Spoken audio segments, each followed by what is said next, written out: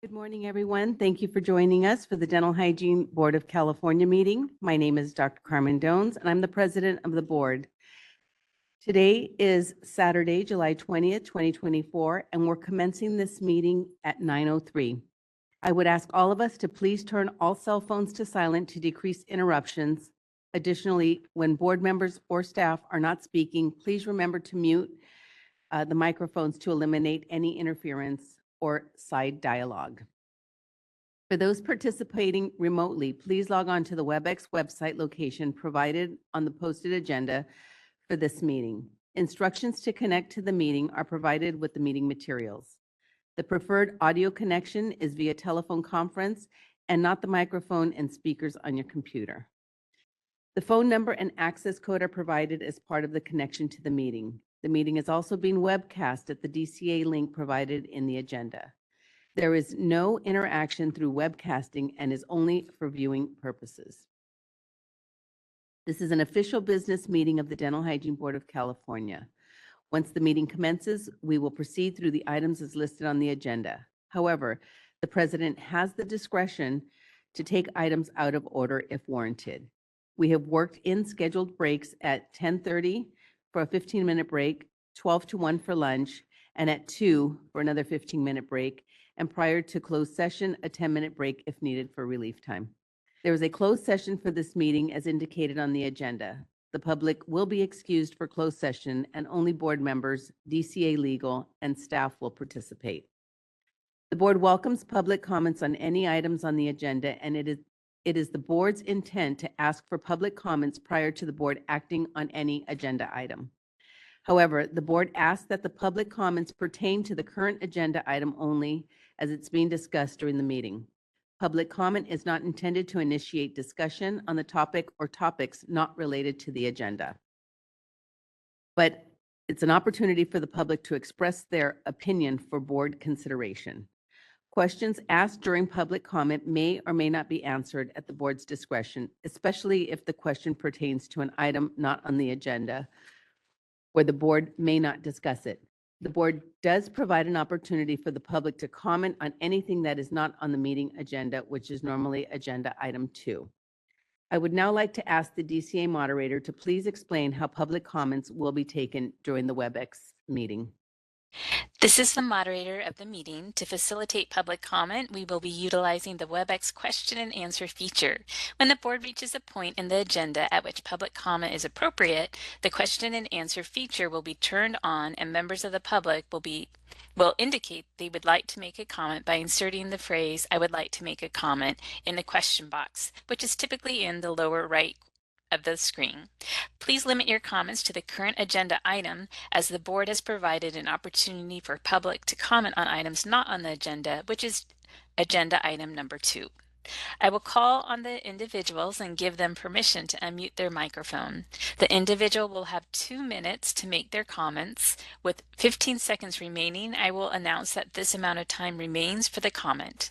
At the conclusion of the 2 minutes, the individual's microphone will be muted, and we will move on to the next member of the public who has requested to comment.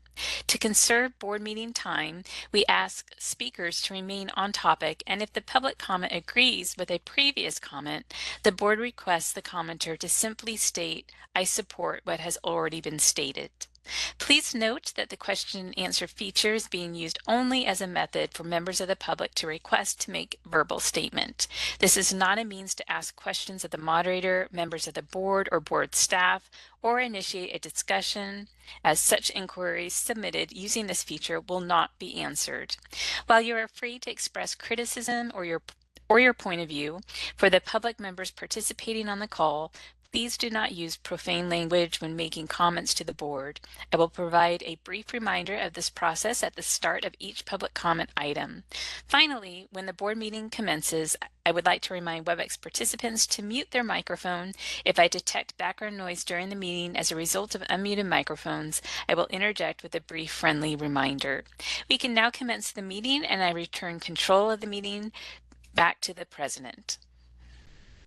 Thank you. One last announcement is that the board member Sonia Pat Hansen and Dr. Sridevi Panala are absent and excused for today's meeting.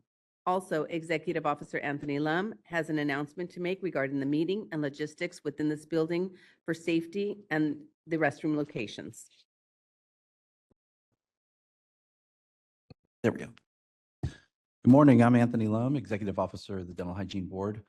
For those of you who aren't familiar with our hearing room here, in case of an evacuation, the exits are behind you through the double doors where you entered into the hearing room. There's also a exit behind the dais up here to safely go outside and avoid any kind of issues that have arisen inside. As far as the restrooms are concerned, the men's restrooms are out the double doors in the back and just straight down the hall. And the women's facilities are across the atrium when you came into the building and on the far side through the double glass doors. And it's over on that side. So hopefully, if you need to use those facilities, those are the locations for your access. Thank you. Thank you. I would like to now call the meeting to order and ask Board Secretary Nalini Lali Tribble Agarwal to please call the roll.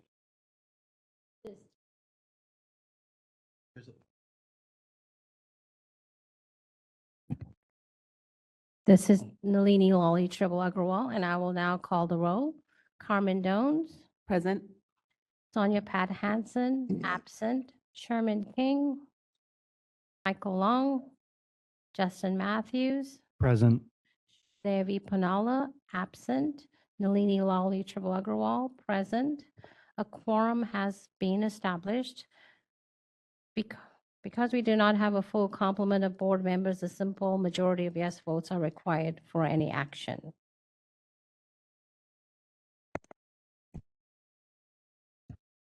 This is Anthony Lum, Executive Officer.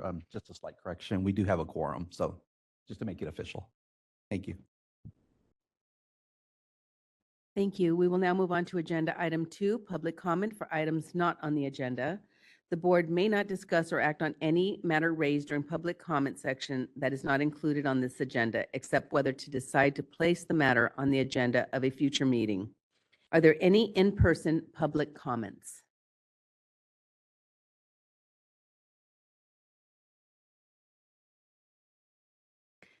Seeing none, are there any WebEx public comments? DCA moderator, would you please facilitate the Q&A feature for public comment? Thank you. I've opened up the question and answer panel. If any member of the public would like to comment on items not on the agenda, please either raise your hand or type comment using the field in the lower right-hand corner of the screen. If you've called into the meeting, you may raise your hand by pressing *3. We are displaying instructions and we'll give you a moment.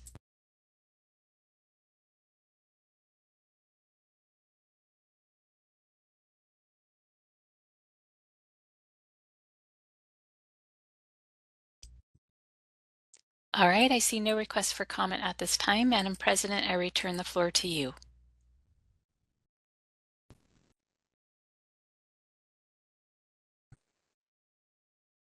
President Downs, Oh, yes. ask a question. Will we have the opportunity today to add the strategic plan approval or review onto the agenda? Unfortunately, it wasn't agendized for today's meeting. So because we didn't establish quorum yesterday is the reason why we weren't be able to act on it. So we'll bring it back at the November meeting. And staff has already looked at what's in the strategic plan and began some of the items in there anyways. So it's just a formality to get it approved. Okay, I just understood that we might have some additional time today. We may, but because it wasn't put on the agenda for today, that's why we were restricted from acting on it. Thank you.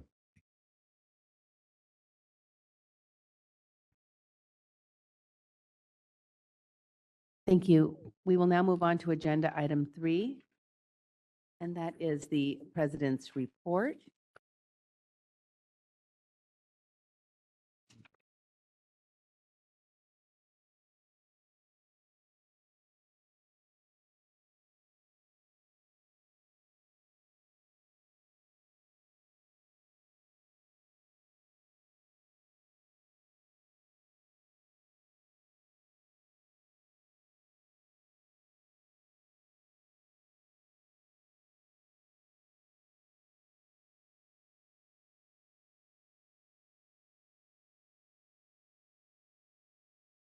Bear with me as I'm trying to navigate two items here.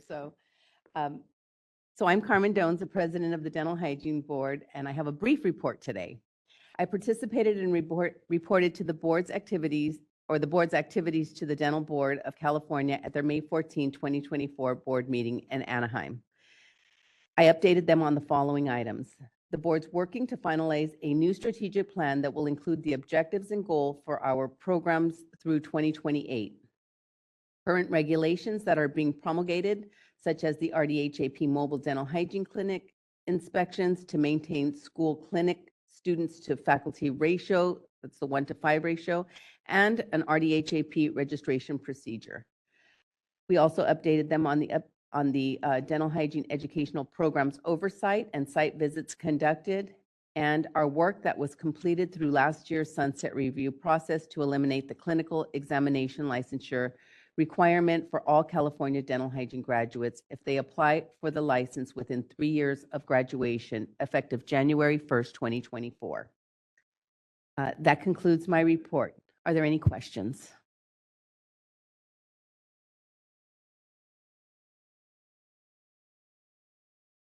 Are there any public comments?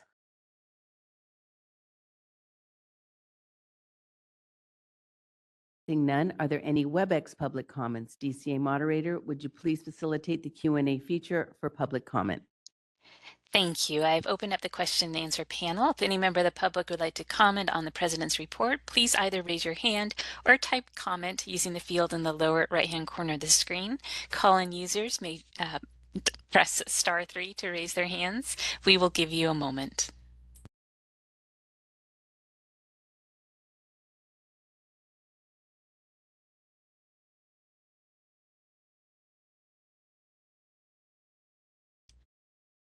All right, I see no requests for comment at this time. Madam President, I return the floor to you.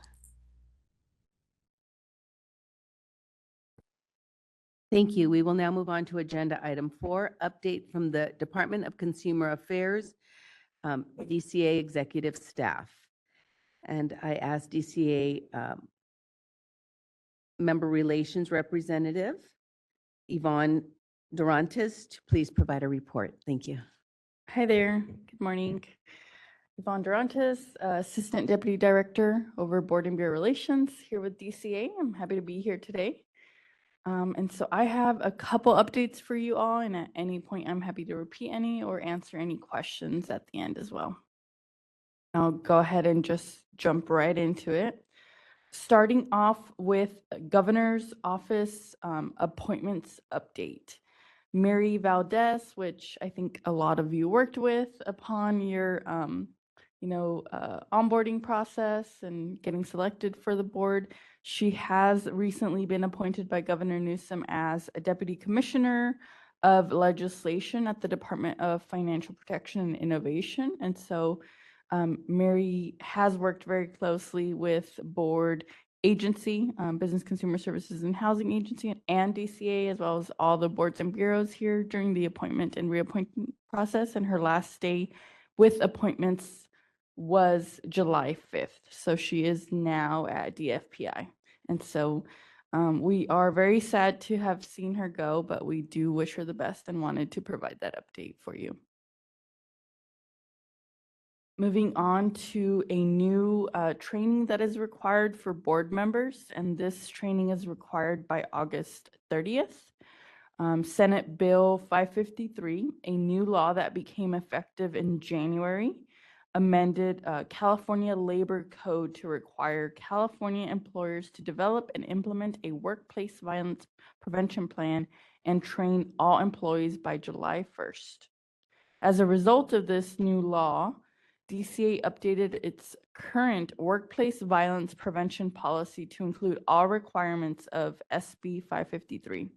DCA also developed an annual workplace violence prevention training that is located on DCA's learning management system, and the training is mandatory for all DCA employees, including board members. As a reminder, this training is required by August 30th, so by next month. And I do also want to mention that Some of you may have completed that training with your employer, but this specific training has to be completed through DCA.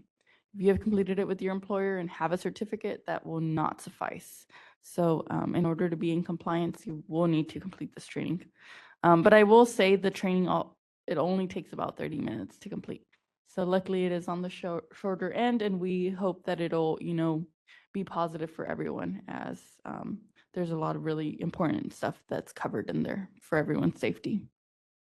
And again, if you have any issues with LMS, with your user ID, password, I'm always happy to assist with resetting any of that or providing any of that information. With that, moving on to the 2024-2025 state budget. At the end of last month, the California legislature approved a new state budget that reduces spending to address the state's budget deficit. Effective July 1st, the new budget addresses the state's deficit through a mix of broad-based solutions, including an 8% budget cut and permanent reduction of vacant positions for all departments. DCA will share further information and guidance as it's received by the Department of Finance. In the meantime, DCA boards and bureaus must continue to scrutinize expenditures and maximize cost savings, only authorizing expenditures that are mission critical and essential to operations and public services. Moving on to expedited licensure for application processing for service members enrolled in SkillBridge. Beginning July 1st, boards and bureaus under DCA must expedite licensure applications processing for service members currently enrolled in the U.S. Department of Defense SkillBridge program. The SkillBridge program is an opportunity for active duty service members to gain valuable civilian work experience during their last 180 days of service. The program connects service members with private and public sector organizations that offer internship opportunities for transitioning service members to build their resumes, explore employment interests, develop job skills, and gain valuable federal government work experience that will help them prepare for the adjustment to the workplace. DCA is committed to supporting military community, and this is an additional resource available to service members. And if you do have any questions or would like to look at the resources, we do have a military page that is dedicated to that. And that is on DCA's website, which is dca.ca.gov/military. Moving on to board leadership and directors quarterly meeting. So last month on June 11th, DCA met with board presidents, vice presidents, committee chairs, executive officers, and bureau chiefs at the quarterly meeting. And Agency Secretary Moss shared opening remarks as well as her priorities for the Business Consumer Services and Housing Agency that DCA is under. Discussion topics included updates from the department on the state budget, information security initiatives, DEI activities, and a presentation from the Office of Data Innovation on California's Plain Language Standard. DCA also released its hiring principles, which are now inclusive hiring principles, which were developed by the department's DEI steering committee to provide a DEI perspective and tips for recruiting, screening, and selecting diverse and qualified candidates. DCA, with input from the steering committee, will be developing a training to accompany these inclusive hiring principles. And lastly, providing you an update on the Diversity, Equity, and Inclusion Steering Committee. They will be meeting next Friday on July 26th, and the meeting will include a discussion on expanding language access and workforce development. And if you do have any questions or have any ideas in regard to what the committee will be discussing or what you would like for the committee to consider, please do let me know.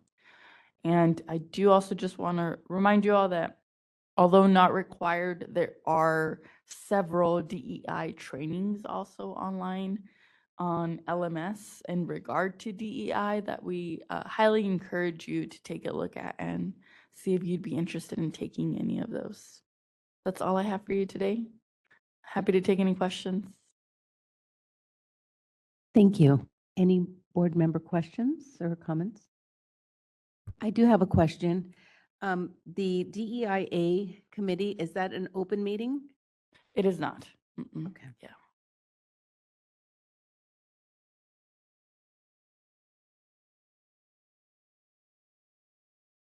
Good morning, Yvonne. I just have a question in regards to board member appointments, Mhm. because we've had two of our public members that have, the positions have been vacant Mhm. now for close to at least half a year, if not a year. Mhm. Do you anticipate hearing, I know the appointments person just left, Yeah. but have you heard anything as far as? You know, resuming? we are undergoing the transition right now to different personnel within the governor's office. But, you know, we're always meeting with them and we're always working on appointments. We're always working as fast as we can to fill those appointments. Okay. Yeah. Our two public members that are to be appointed, they're with the legislature. Okay, so Yeah. that would be separate then, yeah. Yeah. Unfortunately, we don't really have much control over that.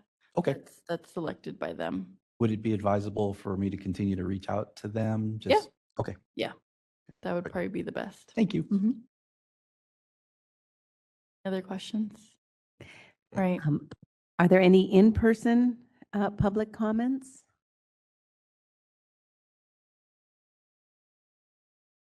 Seeing none, are there any WebEx public comments? DCA moderator, would you please facilitate the Q&A feature for public comment? Thank you. I've opened up the question and answer panel. If any member of the public would like to comment on agenda item 4, please either raise your hand or type comment using the field in the lower right-hand corner of your screen. We are displaying instructions and we'll give you a moment.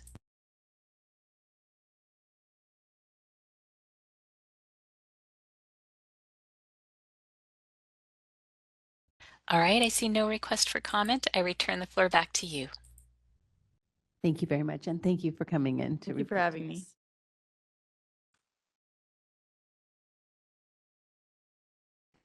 Thank you. And moving on to agenda item 5, update from the Dental Board of California. And I'd like to ask Dr. Alan Felsenfeld, President of the Dental Board, to provide a report. Thank you. Welcome. Well, good morning, Dr. Dones, Mr. Lum, members of the board. I am Dr. Alan Felsenfeld and very happily serve as president of the Dental Board of California. I want to thank you for the opportunity to provide the update. We last spoke with you at your March meeting, I believe, and we're going to give you a capsule version of what's been going on since then. Sunset review. What else do you want to know about? The board is currently in the process. We did go up and testify before the joint committee, and I know that Dr. Montez, who is sitting to my left, our executive officer, spoke before the Assembly Business and Professions Committee. We are very comfortable so far that the bill is progressing well. We're getting what we need to continue to facilitate our functions, and we're happy with it so far. We've made numerous changes to the Dental Practice Act to clarify and improve the regulation of dentistry all over the place.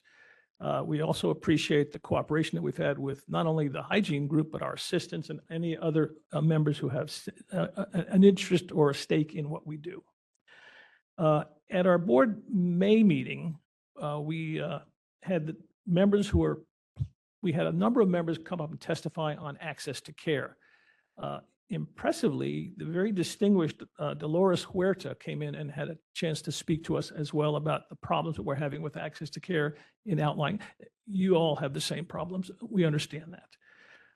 SB 1453 was last amended July 3rd and will be heard again in the Assembly appropriations this month. The board has two working groups that are going on. One is dental assisting regulations, which has a lot of material to it, and the annual infection control working group. We thank Mr. Long, Michael Long, where are you, sir? You're going to be participating with us, and we appreciate and look forward to your input. This has to be done on an annual basis, and we're going to go from there. The board continues to be very busy with licensing applications. As we all know, as both boards, this is the time when everybody graduates and they're saying, where's my license? Where's my license? But we're still way ahead of the standard, and we're doing well. We do have the occasional person who's concerned, but it gets done. So we're very happy about that. Finally, we have some, we're just talking here, you guys were just talking about not having enough people on your board. We have 15 seats on our board, and about 4 of them are unfilled right now.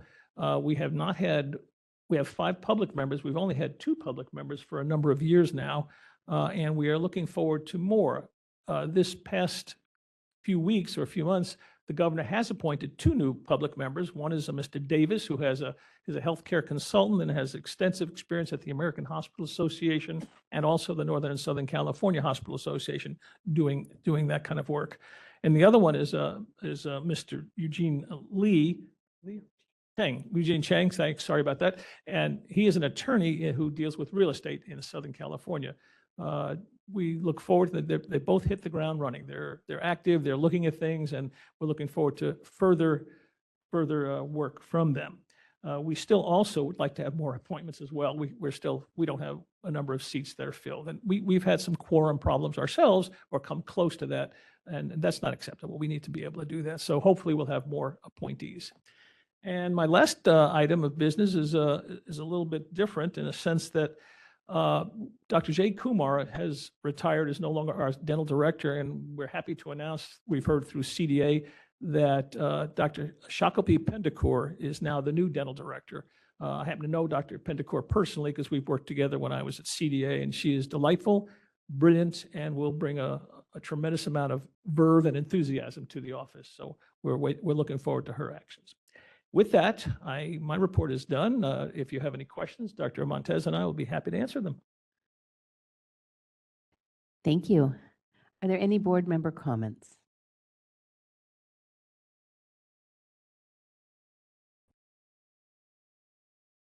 President Felsenfeld and Executive Officer Montez, thank you for coming. I did have the pleasure of meeting your 2 new board members, and they are very enthusiastic about being on your board. So that was a pleasure. Absolutely. Thank you. Thank you.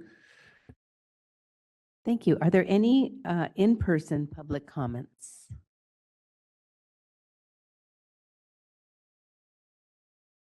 Are there any WebEx public comments? DCA moderator, would you please facilitate the Q&A feature for public comment? Thank you. I've opened up the question and answer panel. If any member of the public would like to comment on agenda item 5, please either raise your hand or type comment using the field in the lower right-hand corner of the screen. We are displaying instructions and will give you a moment.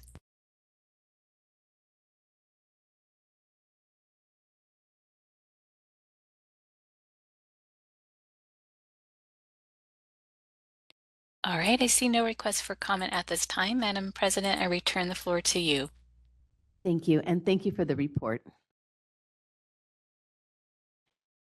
Moving on to agenda item 6, discussion and possible action to approve the March 22nd, 2024 full board meeting minutes. Are there any board member revisions or amendments to the March 22nd, 2024 full board meeting minutes?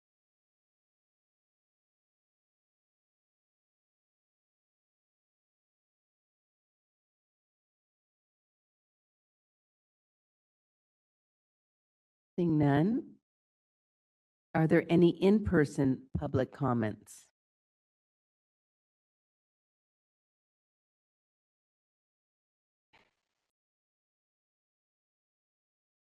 This is Lolly Nalini Tribble. This is just an editorial to approve the March 22nd, 2024 instead of 2023 that's on the agenda.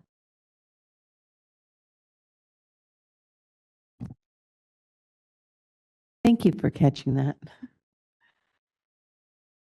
Are there any WebEx public comments? DCA moderator, would you please facilitate the Q&A feature for public comment? Thank you. I've opened up the question and answer panel. If any member of the public would like to comment on agenda item 6, please either raise your hand or type comment using the field in the lower right-hand corner of the screen. We are displaying instructions and will give you a moment.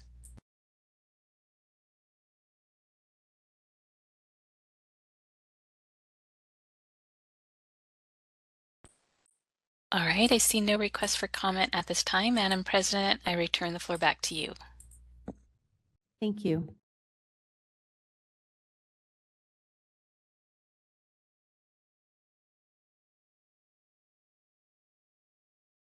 We'll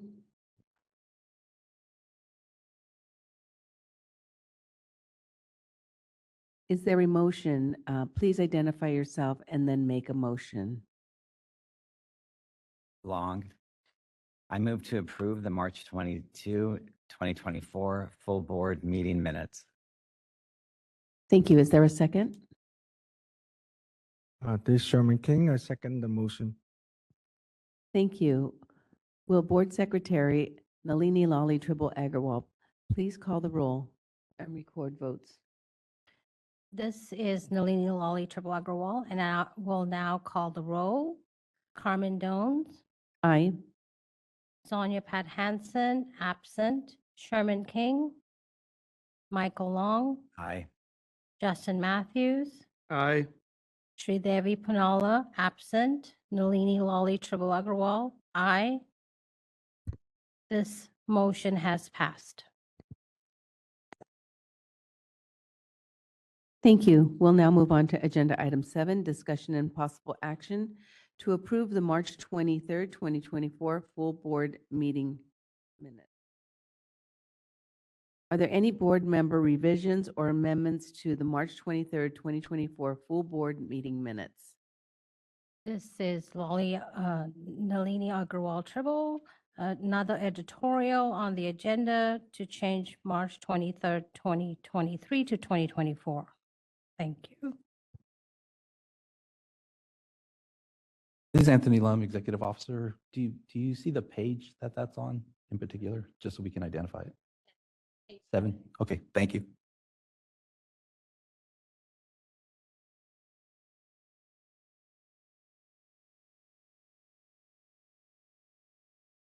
Thank you. Are there any in-person public comments?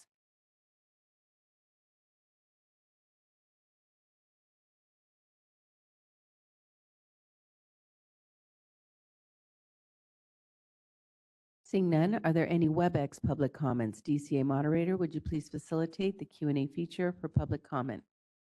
Thank you. I've opened up the question and answer panel. If any member of the public would like to comment on Agenda Item 7, please either raise your hand or type comment using the field in the lower right-hand corner of your screen. We are displaying instructions and we'll give you a moment.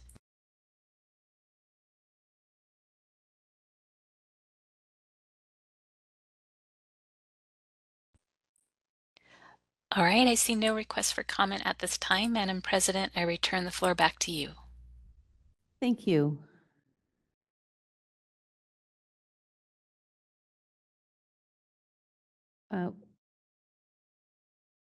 Is there a motion to approve the minutes? Please identify yourself and then make a motion. Long. I move to approve the March 23rd, 2024 full board meeting minutes. Thank you. Is there a second? This is Matthews. I'll second. Thank you. Will Board Secretary Nalini Lally Tribble Agarwal please call the roll and record votes for this agenda item? This is Nalini Lally Tribble Agrawal, and I will now call the roll. Carmen Dones, Aye. Sonia Pat Hansen, absent. Sherman King, Michael Long, Justin Matthews, Aye. Sridevi Punala, absent. Nalini Lally Tribble Agrawal, aye. This motion has passed. Thank you. We will now move on to Agenda Item 8, the Executive Officer's Report, and this is informational only. I would ask the Board's Executive Officer, Anthony Lum, to present this agenda item. Thank you, President Jones. I'm Anthony Lum, Executive Officer of the Dental Hygiene Board, here to present my report. First thing I want to say is thank you for the excusing of my participation in yesterday's meeting, and I really appreciate that. I also want to shout out a thank you to my enforcement manager, Albert Law, for taking over in my position in my absence. Thank you very much. To start off with, I was going to review with you all and update you on our personnel actions. We continue to have an ongoing vacancy rate of 2 to 3 positions, but work to fill them as quickly as possible. Recently, we lost one of our analysts to promotion at another agency, so we're working to refill that quickly. We've also lost a licensing analyst to promotion, but she became our new licensing manager. Please congratulate Tracy Napper, as she is our newest manager to assist with staff oversight. She's present here at the end. Her previous position will be advertised to refill quickly as well. The last vacancy we have is our Assistant Executive Officer position to assist me in running the board. I just concluded interviews on Thursday, so it's proceeding through the hiring process. In the new governance budget, as Yvonne from DCA indicated, for the fiscal year 2024 to 2025 budget, it's indicated to include a potential 10,000 position vacancy position sweep to help with the state's finances. We haven't heard any specifics as to what this entails yet, so we're working to get our vacancies that are currently available filled so we can hopefully avoid the sweep. We're small enough as we are, and losing positions would hurt us tremendously. The second item is about our budget. The latest budget, expenditure, revenue, and fund condition reports are in today's meeting materials on pages 53 to 55 for your review. To read the reports, view them from left to right in rows and from the top to the bottom in columns. They're also color-coded for ease of reading. These reports show totals from fiscal month 11, which is expenses captured through May 2024. I know that this is last year's report and we have a new budget now, but because of the timing of this meeting, those are the latest figures that are available. The last report produced for the year is called FM13. It captures all late charges through June, which is the end of the fiscal year. This report hasn't been released to us as charges are still being accumulated for the report prior to distribution. So I'll include it in my next EO update to you all when it's sent out. As for the expenditure report on page 53, I apologize for the small font. But for those of you on a computer, you can zoom in on the sections that will be referenced to read them. I'll fix the sizing issue prior to the next meeting, I promise. Although the latest expenditure report is included in the meeting materials, the new fiscal year has already begun, as I stated, so the projected amounts indicated are moot. Without the final FM13 report to share, I can assure you, since I'm responsible for the board's budget, that we spent roughly the amount indicated on this report last year, which is a little under $2.4 million out of a $2.9 million budget, and remain in good standing and in the black. Also, for the new budget year, we may be forced to reduce our budget by 8%, which is roughly $240,000 of a $3 million budget, as that's the anticipated reduction allocated by the governor for all state programs due to the fiscal crisis. It may affect some programmatic decisions we make, but that's still to be determined. I don't have any specific information on this issue either, but anticipate some soon, and staff will continue to be conservative in its spending and will work through the necessary steps required for compliance. The next item is our revenue report, and our current year revenue report is on page 54 in the meeting materials and indicates the amount of revenue the board has received through fiscal month 11. As of this report, we received a little over $3.5 million, as shown at the bottom of the year-to-date column of the revenue row in dark blue above reimbursements. The last chart I want to reference is on page 55. And this is a very important chart, which is our fund condition report, which is our quote savings account by fiscal year. For the current year, which is the second column from the left, our fund is healthy with a little over $3.6 million in reserve, as indicated at the bottom of that column, and gradually increases in outlying years. This is a good safety net in the instance additional funds are needed to be requested to cover any expenses or unexpected expenses. In the bottom, it shows the months in reserve, and this is the duration board operations could continue without receiving any additional revenue. By the end of this year, it's anticipated that we'll have a 13.8-month reserve in the fund, which is a very good standing. The next item I have is about administration, and since my last report, These are some of the activities that have kept me busy. I participated in the dental board's May meeting in Anaheim along with President Dones to provide an update of our activities she previously provided. We're also working with the dental board to update the infection control regulations. Board member Michael Long has generously agreed to participate in their infection control task force as a subject matter expert when they meet. Thank you for volunteering your services on that. The next item is a newsletter update. I know that's been a hot topic for us to get that rocking and rolling. So the status of it is that the draft newsletter content has been approved by DCA Legal and is being assembled by the DCA Publications Design and Editing Unit, who will make the report all pretty and professional looking. And once it's complete, I'll review it for approval prior to distribution.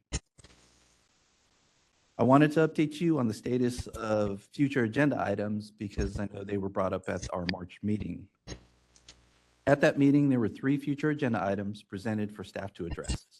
And they were that President Dones requested staff to review new legislation that allowed dental students to participate in sponsored health events and see if we can mimic that language for dental hygienists. I believe the draft language was presented yesterday in the Leg-Reg committee to be presented to the full board for approval today. The second item was Secretary Tribble Agarwal requested staff to agendize Carrington College's Sacramento program for review. The proper process of placing an item on the agenda is a need for board information or action, whether it's a dental hygiene program or other issue. If it's warranted for a dental hygiene education program to be agendized, first, it should be filtered through the Education Committee to review the issues and bring forth recommendation for action to the full board. However, if there is no reason or explanation for the board to review the program, the need for the Education Committee and subsequently the full board to take action is moot. There was an update provided by Dr. Petty yesterday to the Education Committee, providing details that Carrington College Sacramento campus is in compliance with the law. The reason the school was not placed on the agenda for an action item is twofold. First, according to the documentation in the EDU committee meeting materials and communications with my staff, it indicates the school has corrected their deficiencies of the law and are now in compliance, which indicates no action is needed by the committee or board. Second, Secretary Tribble Aguilar informed me weeks ago she would miss the Education Committee meeting. As the requester of the agenda item, it doesn't make sense to place it on the meeting agenda to be discussed if that person is absent from the meeting and discussion. It may be an issue where the school is brought back to the board at a future meeting if they become deficient of the law again. However, the update on the school should suffice since they are in compliance with the law. The third item that was requested at a future agenda item was CDHA, the association, Dental Hygiene Association, requested to have additional questions be added to the license renewal survey and that a response be delivered to them on or before the next board meeting. At this time, I'm informing them that staff need more time to review and research this issue because it is a complex issue and to bring it back to the committee or board in the future. I do want to inform the board that staff not only receives directives and workload from the members, but also from the department, other agencies like the Department of Finance, and other high-level entities in addition to addressing our normal mandated operations. I have to triage our priorities, and sometimes requests take more time than requested due to staff commitments, and I hope you understand on that aspect. We are heavy in our workload right now, especially with the high time of applications being received. So, other agendized items may take more time to process them through and vet them appropriately before bringing them before the committee or the board. That concludes my report. Are there any questions? Are there any board member comments? I just want to thank you for reviewing that and sharing how you assess the future agenda items.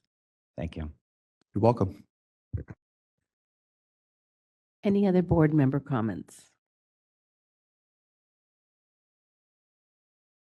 Seeing none, are there any in-person public comments?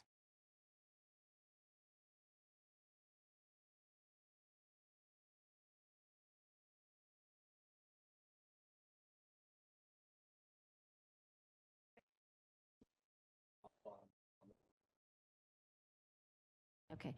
I'm wondering if there is a process for making requests of the board to do something, if there is a published scenario about how we should go about it.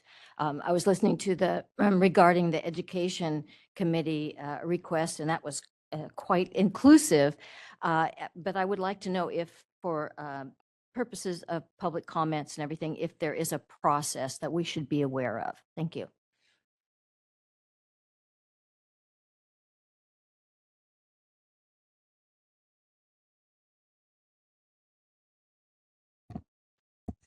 At our board meetings, just to respond to the question, yes, there is a process and you're following it as you did at our March meeting. You bring to the board's attention of a potential future agenda item and then staff triage what we need to address, and we do work on the issues as they're presented. And if we can provide a quick response, we do. However, as I indicated in my report, sometimes these issues that arise can become complex, and it takes more time than providing an answer prior to the next board meeting. Thank you. Are there any WebEx public comments? DCA moderator, would you please facilitate the Q&A feature for public comment? Thank you. I've opened up the question and answer panel. If any member of the public would like to comment, please type comment using the field in the lower right-hand corner of the screen, or you may simply raise your hand. We are displaying instructions and we'll give you a moment.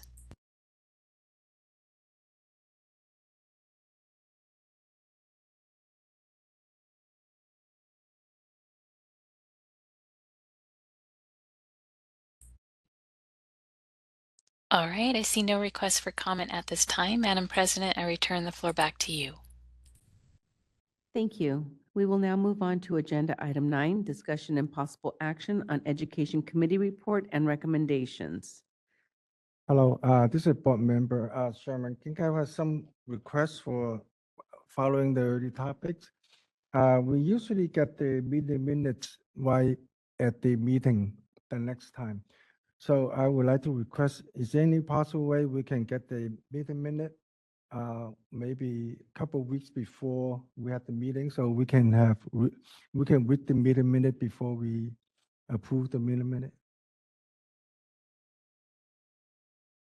Just to address that issue, staff tried to, as best as we can, to get to the meeting materials as quickly as possible.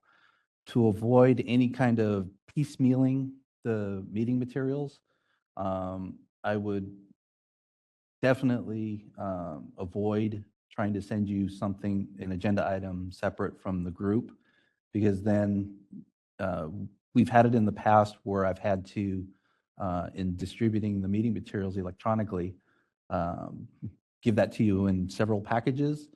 And the feedback that I get and the issue that we have to address is that some board members receive it, some don't, some misplace it in their emails. I know we have a new system now where we drop it in a common box for members to obtain it, but it's more advisable to give you the packet in a single lump rather than piecemealing a whole bunch of files.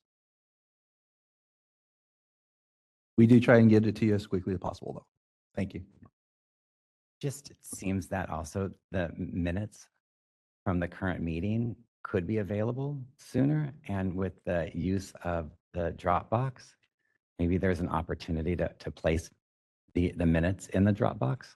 Or I know you commented on piecemealing it together, but maybe that would just be one additional item. If that is the board's wish, I can arrange that.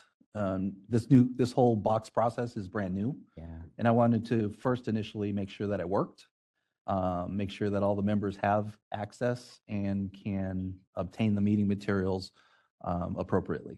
So once that's done, then we can work on different parameters as far as putting files into that box.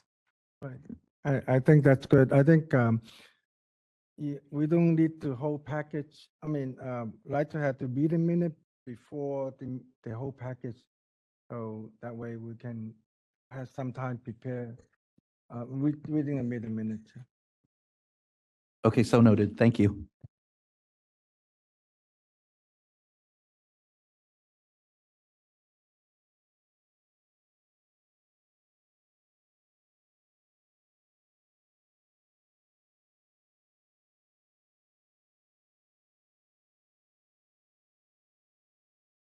Are there any additional public comments?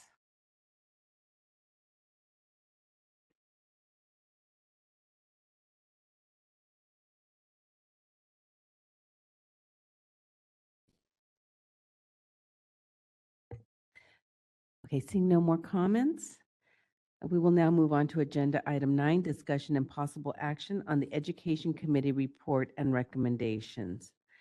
And I will present the summary report.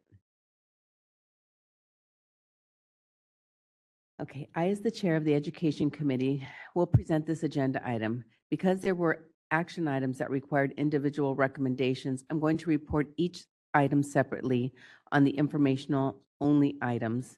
A summary will be provided at the end of my report. First, we established a quorum and asked for public comments for items not on the agenda.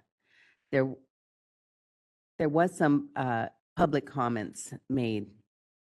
Next, the committee addressed Education Committee Agenda Item 3 regarding the status of the Pasadena City College Dental Hygiene Education Program. Dr. Petty reported that due to past concerns with the school at the March 23rd, 2024 full board meeting, the board placed PCC on probation for 2 years with quarterly reporting requirements. As a result of PCC's expressed concerns that their request for potential funding could be affected if the school is not in good standing with the citation on their record, the board issued a stay of the citation pending documentation from PCC that provides proof the citation would hinder PCC's ability to receive funding. PCC provided documentation on May 1st, 2024 to support their concerns.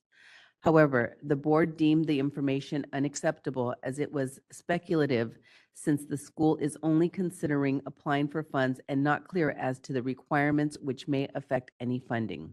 The board then provided a 2-week extension to provide this specific funding documentation. However, the board received no further correspondence on this matter from PCC. Additionally, pursuant to previous board action as notified on October 26, 2023, PCC was due to send a biannual every 6 months update to the board on plans for permanent facility compliance for future classes beginning May 1st, 2024 to ensure progress towards compliance of the law. The board did not receive the biannual update, and on May 3rd, 2024, the board extended the deadline for PCC's biannual update by May 10th, 2024. The board again did not receive the update, and on May 14, 2024, requested the required report to be sent by May 15, 2024 by 5 p.m. The board received the report at 4:30 p.m. on May 15, 2024.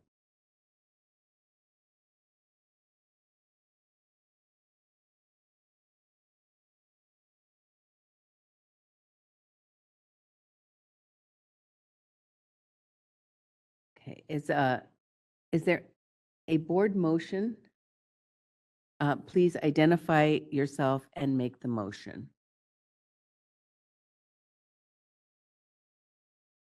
Long.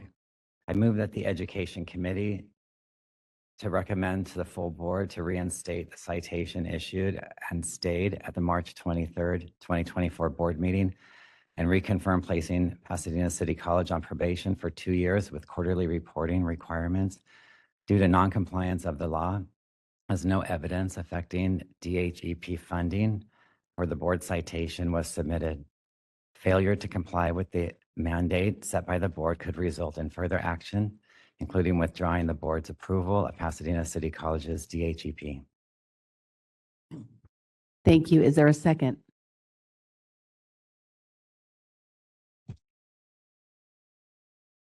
This is Chairman King. I second the motion. Is there any board member discussion?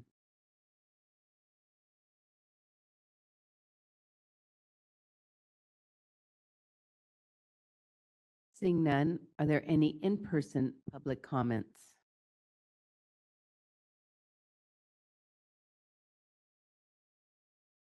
Seeing none, are there any WebEx public comments? DCA moderator, would you please facilitate the Q&A feature for public comment? Thank you. I've opened up the question and answer panel. If any member of the public would like to comment on agenda item 9, please either raise your hand or type comment using the field in the lower right-hand corner of the screen. We are displaying instructions and we'll give you a moment.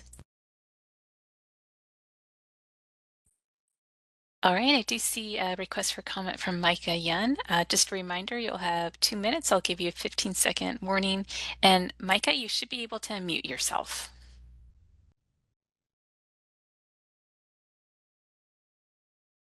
All right, Micah, let's try that again. If you see a prompt to unmute, go ahead and click it. There you go, Micah, you're unmuted. Present on camera, busy traveling as well, going to another meeting. Thank you for allowing us to come back before the board to present the Pasadena City College program. We have been actively working as a college to make sure that our program maintains full compliance with the board regulatory standards. We have submitted for a couple of issues. Number one, I'll try to make it brief. The college never received any official notification of probationary standing.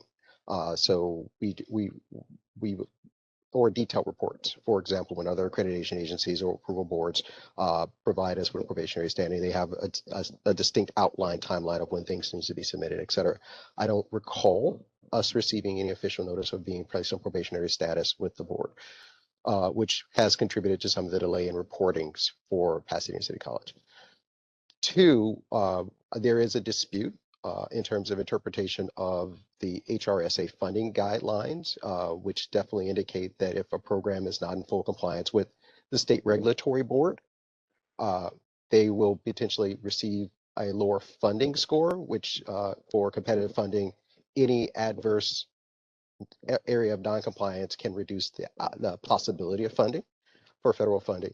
Last but not least, Pasadena City College has submitted mitigation plans even as up to this morning because some documents had needed to be approved by our board, which shows our demonstrated efforts to maintain full compliance with the board standards by acquisition of a new dental clinic facility, but also mitigation strategies of our current facility, which have an estimated timeline of 2025 implementation, whereas the new facility has a estimated timeline of receipt of 2029. 15 seconds. And so we would ask that the board have a chance to review those materials and documents before a citation is issued. Thank you.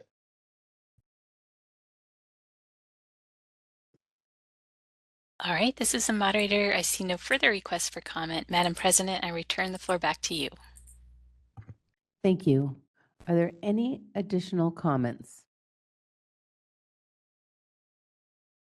This is Anthony Lum, Executive Officer of the Dental Hygiene Board. Just to address what was just stated by Mr. Young. Basically, when we brought this issue before the board at our March meeting, we were unaware of the funding issue, and what we did was provide the opportunity for PCC to provide us documentation to show that their funding would be adversely affected. However, that was not presented to us, and we did give them an extension to do so. So the communication was not provided to us to make a determination whether funding is affected or not. So with that delay in being able to process an official, quote, official notification to place the school on probation, we delayed it until this meeting so that way we can hear direct comments from the school as to why they weren't able to provide documentation and any type of proof, so that way we can possibly modify our actions. Thank you.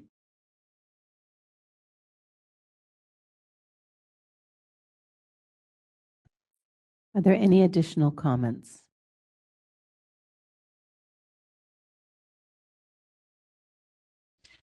This is the moderator. I do see additional request for comment from Adrian Reganian and Adrienne. Adrienne, you should be able to unmute yourself.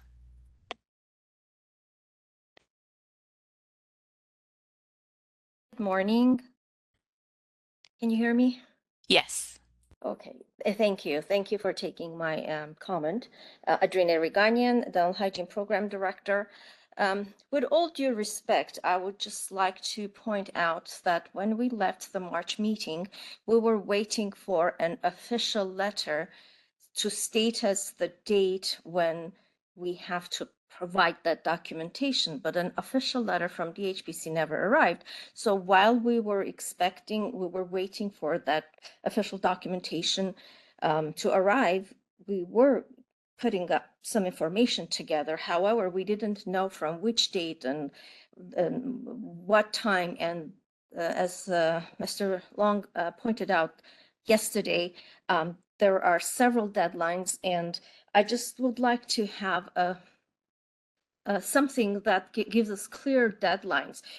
Because my understanding was that the March meeting recommendations and decisions superseded everything that was done before, all the requirements that was before. That is the reason I personally did not think that we had to respond at certain times, because while we're getting documentation, I was waiting for an official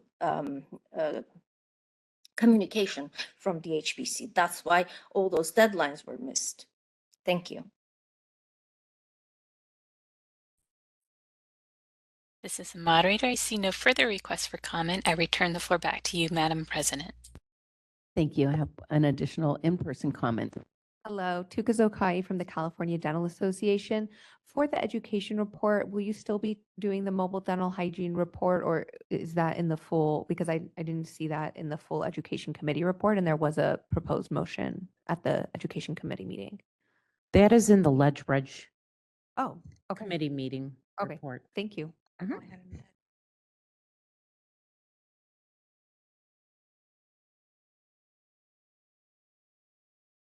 Are there any additional comments?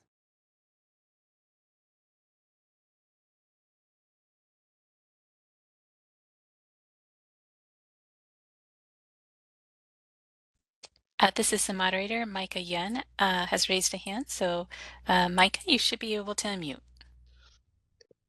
Good morning again. In all due respect to the board, I have submitted the HRSA funding guidelines, which are the official government documents to the board in terms of how they score and rank grants.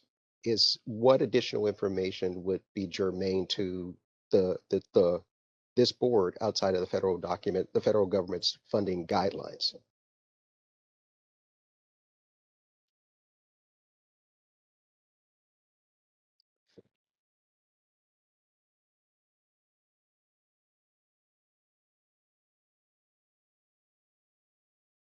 I'm sorry, Micah, can you repeat the question? Hold on just a moment. He muted himself. So Micah, you should be able to unmute again. Yes. Good morning. And so, with respect to submission of documents to the board, there was one document that was submitted, which was the HRSA, which is the federal government Department of Health Resources and Service Administration grant funding guidelines, which details their requirements for funding and their scoring rubrics that are used for grant applicants. I am lost as to what additional information that I could provide to the board outside of the published federal guidelines and standards that would demonstrate that adverse actions by this board would reduce the likelihood of funding for a college. Upon request from additional information from the federal government, they have basically told me that their funding guidelines are published and they're public information. So I'm what information specifically is needed by the board other than the federal funding guidelines standards, which are publicly available documents that are given to all potential grant applicants, that would please the board as to meeting the requirement that says that if your program is out of compliance with your state or other regulatory agencies that provide oversight, that it would reduce the likelihood of a positive scoring resulting in funding. This is Anthony Lum, Executive Officer. If you could provide documentation, just exactly what you stated, that's what we requested in our initial letters to you to review. So if you can provide that to us, we'd be glad to review it and take that into consideration. We can send you an official letter when we're back in the office next week, so that way we can give you timelines. Just similar like our prior communications, we always put a timeline on when we expect a response, and we can do the same once we're back in the office next week. Will that suffice?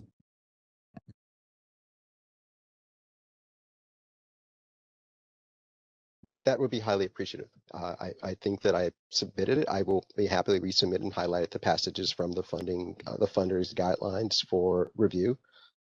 But I'm uncertain as to the unclarity of the documents that were submitted previously. If you can indicate what was unclear about the previously highlighted documents from HRSA that were submitted, because these are not documents that Dr. Young has created. These are documents that are publicly available. What is unclear about the federal funders guidelines that I could help potentially provide clarity for the board so that they would have better understanding of their funding process.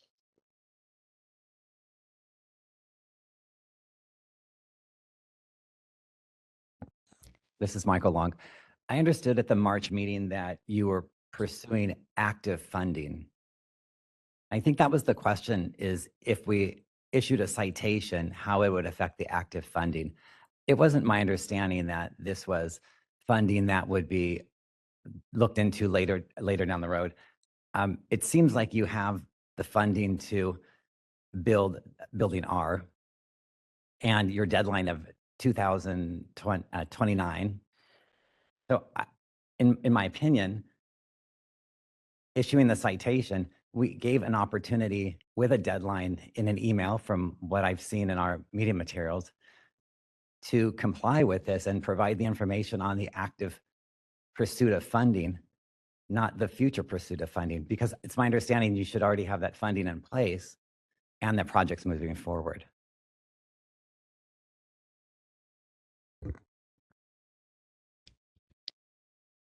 This is the moderator. Oh, the person lowered their hand, so I'm... Okay, so Micah Yan is raising his hand again. As this is a major capital project, so as you're aware, dental clinics are a major capital project for any institution, and the board mandate does not come with any funding. And our facility was last visited, I do believe, by the Dental Board of California in the 80s. There's a 40-year time gap by which there was a visit to the clinical facility and our present clinical capacity. So in all that time, we have operated with the understanding that we're in full compliance with the Dental Board's rule. At that time, it was the Dental Board of California, not the Dental Hygiene Board of California. So for us to turn on a dime and make a major capital investment into a facility to mitigate is somewhat unattainable, right? In terms of publicly funded agencies, just like your board, we're publicly funded. So funds have to be appropriately appropriated in order for us to do a major capital project. Secondly, we have submitted, as of this morning, documentation showing present remedy strategies by 2025 for our present clinic space. Once again, major capital investments have to be prioritized with public funds. So we have tried our best, and I think in my impression, I think our institution has made a valiant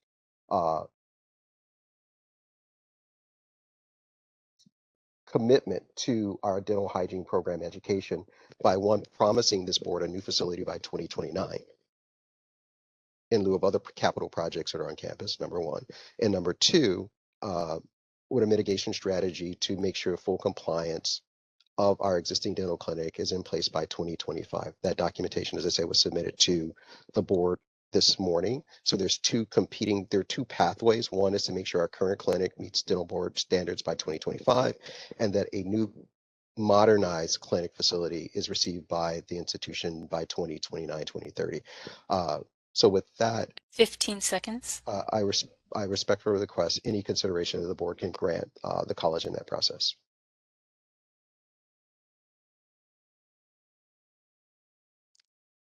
All right, this is the moderator. I see no further raised hands.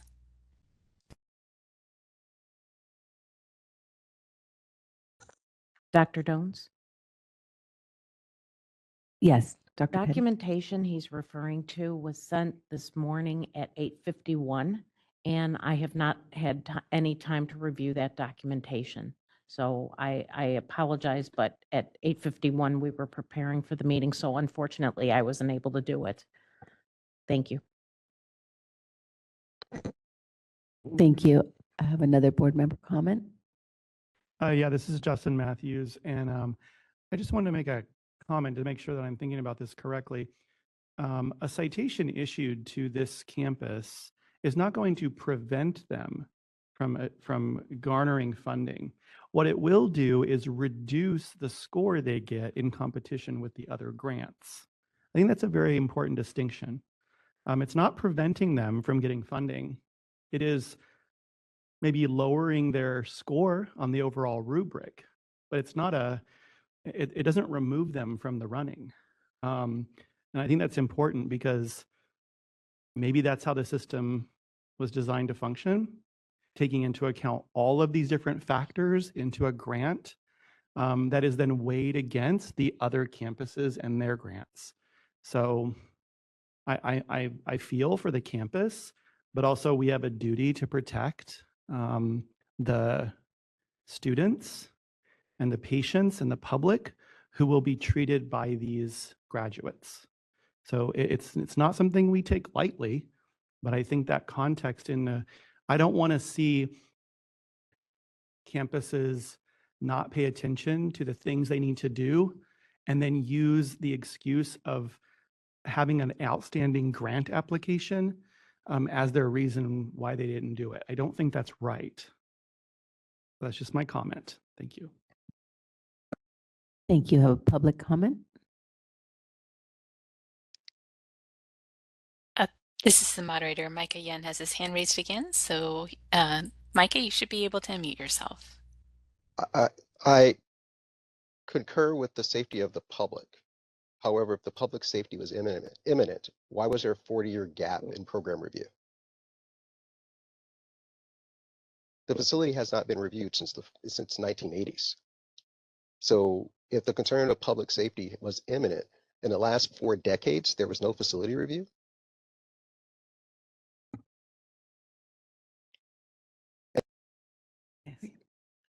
Joanne Galliano, subject matter expert, and one of the site visitors. The Dental Hygiene Board was just given the authority to do the site visits within the last, I think it's been 5 years now. Basically, and we've gone through, the legislature required us to do site visits, and we've been doing them on a as needed basis. There have been issues in discussions with the faculty. There have been issues with the facility for quite a long period of time. And with discussions with previous program directors, there's been issues with the facilities prior to us going to the actual campus.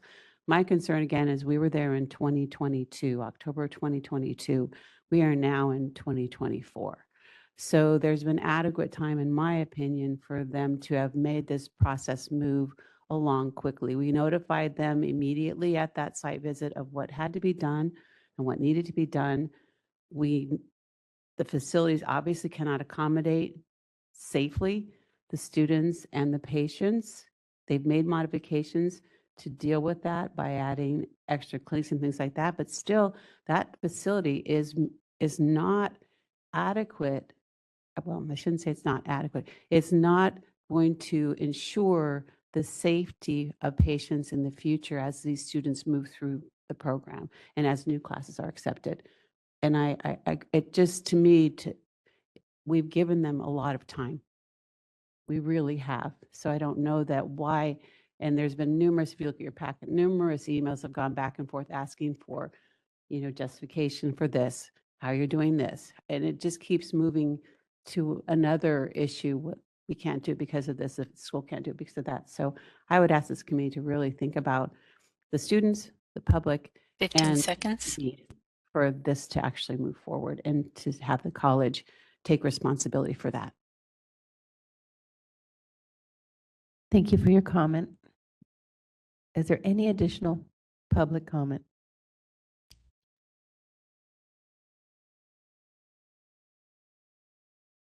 This is the moderator. We have Micah Yan again. Thank you.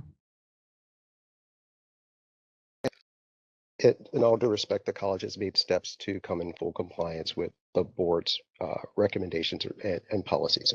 I understand that the Dental Hygiene Board is a recently formed board, which has only had governance for 6 years, but that does not excuse the state for the past 40 years. If once again, as a healthcare provider myself, why is the college being, or other colleges being punished for the failure to provide oversight via either the Dental Board of California or the Dental Hygiene Board of California, and expediting?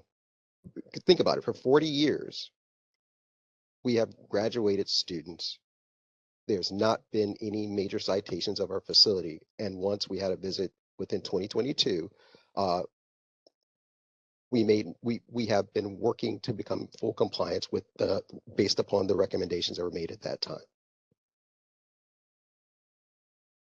And consistent with other healthcare facilities, I'm familiar with other healthcare facilities which potentially predate our healthcare facility that are generally grandfathered with as long as a plan is submitted to the state to rectify conditions moving forward. So is the Dental Board of California or Dental Hygiene Board of California being consistent with other state healthcare practices, or are they creating their own?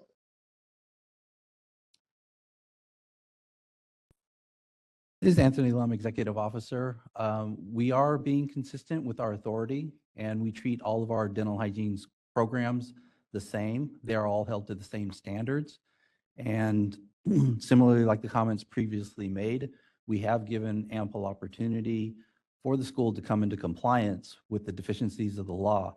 I can't comment on the 40-year gap because I wasn't around at that point in time. However, since we just obtained authority in 2019 to provide these on-site inspections of these institutions, we utilize our authority in the most efficient fashion. And what we found is deficiencies at PCC, recommended to the committee and subsequently the board, of actions that need to be taken due to inaction of the school. So at this point in time, and granted, a curveball was thrown at us at our March meeting in regards to the funding. However, overall, we have to look at the aspect of consumer protection. And that's the faculty, staff, and public that you serve in that institution and how it is currently deficient of the law. So my recommendation for the board is to proceed with what was recommended from the Education Committee at this point in time. Thank you.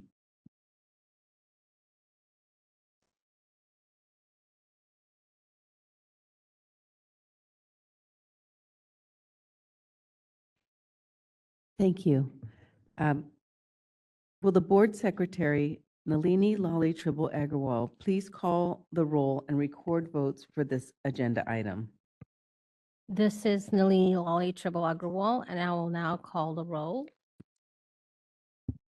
Jones. Sonia Pat Hansen, absent. Sherman King. Aye. Michael Long. Justin Matthews. Aye. Devi Panala, absent. Nalini Lali Tribble Agrawal, aye. This motion has passed. Thank you. Next, the committee addressed Education Committee Agenda Item 4, discussion and possible action on the status of Taft College Dental Hygiene Education Program. Summary of the report regarding Taft College, for your reference, can be found on pages 49 through 60 of the Education Committee meeting materials. Dr. Petty reported that at the March 23, 2024 full board meeting, the board was informed that Taft was determined to have 7 violations discovered during their February 21 through 2022, 2024 site visit. The most egregious of the violations was that Taft failed to ensure dental hygiene students completed all competency requirements for graduation established by Taft. established by Taft, the board, and CODA. Therefore, several 2022 and 2023 graduates did not meet all program requirements to qualify for licensure as verified through the review of documentation. During the meeting, the board deliberated issuing a citation and fine and placing Taft on probation for 3 years and with quarterly reporting requirements. Taft expressed concerns that their request for funding would be affected if the school is not in good standing. The board placed Taft on probation for 3 years with quarterly reporting requirements, issuing a stay on the citation pending documentation from Taft that provides proof the citation would hinder the school's ability to receive funding. On April 30th, 2024, Taft provided documentation, but it didn't provide any of the information the board requested. So the board provided a 2-week extension to submit specific funding documentation. On May 15, 2024, Taft sent a response letter stating they were unable to provide supporting documentation, stating an institution must be in good standing to receive capital improvement funds. Is there a board member motion? Please identify yourself and make the motion. This is Board Member Matthews. I move for the board to accept the Education Committee's recommendation to reinstate the citation issued and stayed at the March 23rd, 2024 board meeting and reconfirm the fine of $2,000, that is $1,000 for each 2022 and 2023 academic year of graduating students who did not meet minimum Taft requirements pursuant to the law. And placing Taft on a 3-year probation period with quarterly reporting requirements, identifying corrective measures where the program will be reassessed, as no evidence affecting DHEP funding from a board citation was submitted to substantiate their request at the March meeting. Additionally, during the probation period, Taft may experience announced and unannounced site visits from board staff to check on their progress toward compliance. Thank you. Is there a second? This is Chairman King. I second the motion. Thank you. Is there any board member discussion? May I offer a friendly amendment to the motion to add a final line to be consistent with the motion that we presented to PCC.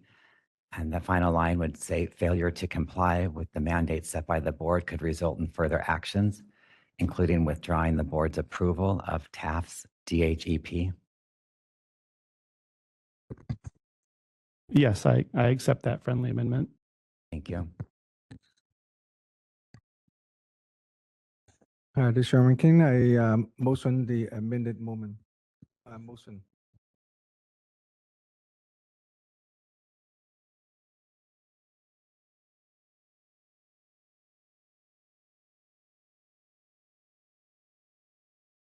Is there any board member discussion? Seeing none, are there any in-person public comments?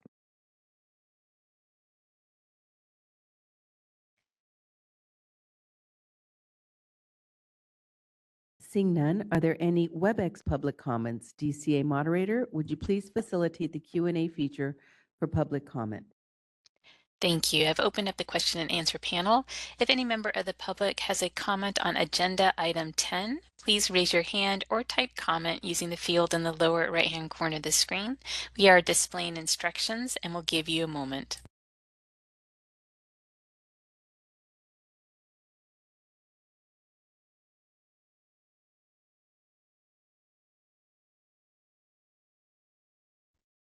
All right, I see no request for comment at this time. Madam President, I return the floor back to you.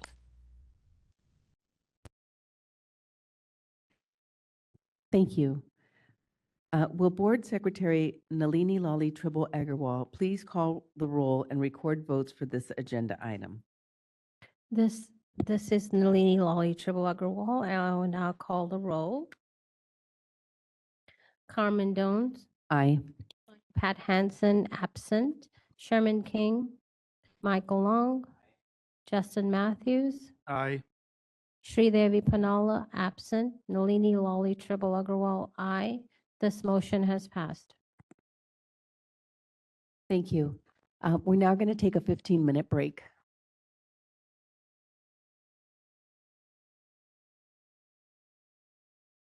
The committee acted upon Education Committee Agenda Item 6 regarding discussion and possible action on proposed statutory language amendments to Business and Professions Code Section 1941. For your reference, the information regarding BPC Section 1941 are in the Education Committee meeting materials on pages 189 to 197. Dr. Petty reported that on February 20, 2020, the United States Department of Education sent a letter to state leaders notifying that as the USDE holds all accrediting agencies to the same standards, the distinctions between regional and national accrediting agencies are unfounded, that the USDE will no longer use the terms regional or national to refer to an accrediting agency, and the USDE will distinguish only between institutional and programmatic accrediting agencies. As a result of the change in accreditation designations by the USDE, the Education Committee recommends for the full board to review the current language to determine if a change is warranted in BPC Section 1941 and pursue legislation if approved. Is there a board member motion? Please identify yourself and make a motion.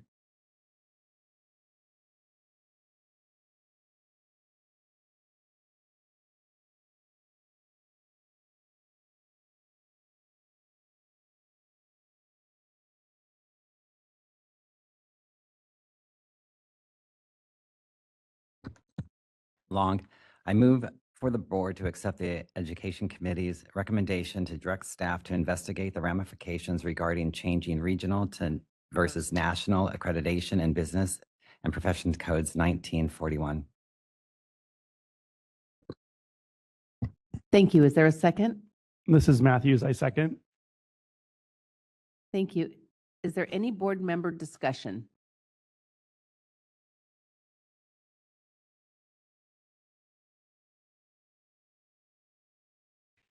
Seeing none, are there any in-person public comments?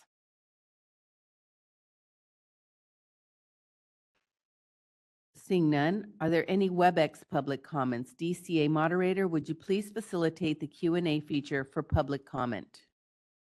Thank you. I've opened up the question and answer panel. If any member of the public would like to comment, please either raise your hand or type comment using the field in the lower right-hand corner of the screen. And I do see that we have Aaron Benitez wishing to comment. So Aaron, you should be able to unmute yourself. There you go. You're unmuted.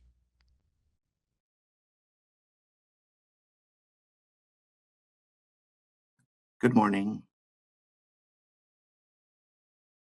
We can hear you.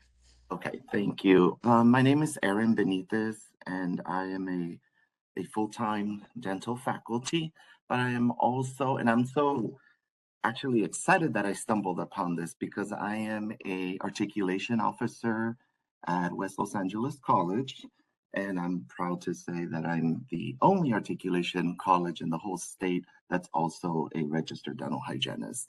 And so this immediately caught my attention. Something I know that you're going to go look more into it, into this matter, into this topic, but something that I did want to make sure that everybody understands, so whoever is gathering the data, that the differences between regionally and national accreditation are very important to know. And I'm sure most of you understand the differences, but the definition of institutional accreditation means that it is what used to be known as a regionally accredited institution, also an institution that used to be known as a regionally accredited institution. Please make sure that whoever does this research understands the difference, because an institutional accreditation does not mean national accreditation. And I just wanted to share that information with you.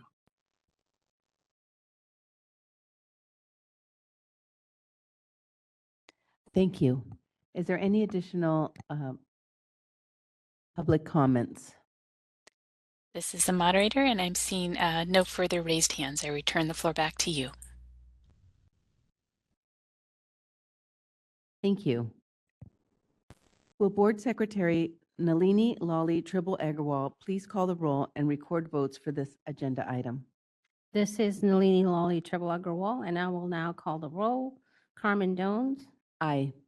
Sonia Pat Hansen, absent. Sherman King, Michael Long, Justin Matthews, Aye. Sri Devi Panala, absent. Nalini Lawley Tribble Agarwal, aye. This motion has passed. Thank you. Lastly, I would like to present my report on the Education Committee's informational items, EDU Agenda 5, Dental Hygiene Education Program site visit updates, and future agenda items. For your reference, the information and list of schools are in the Education Committee meeting materials on pages 61 to 187. Dr. Petty provided an update of the dental hygiene educational programs she and our subject matter expert, Joanne Galliano, recently visited, and current status of the schools previously visited and working towards compliance of the law. She also provided a schedule of the schools to undergo site visits for the remainder of 2024. The committee additionally asked for any future agenda items for the committee to address. I believe there were some future agenda items suggested.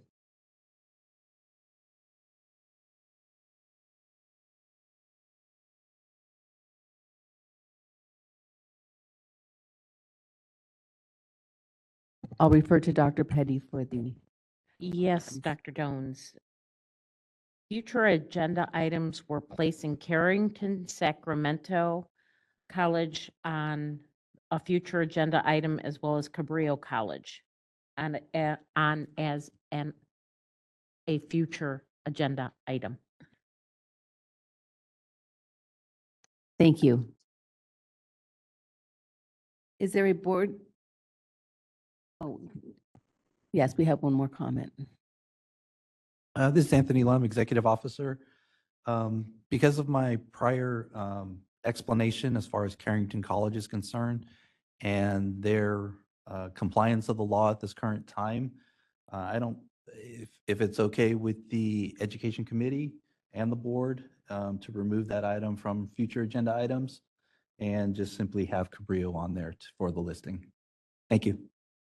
I think we should still keep it on the future agenda item because they did have several issues, and I know they're in compliant now. But also, when I had put it in the last meeting to bring it on the future agenda, and you explained that because I wasn't there, we didn't bring it up. But I think that it should still be part of the agenda since the other board members are present. I just wanted to clarify that. And then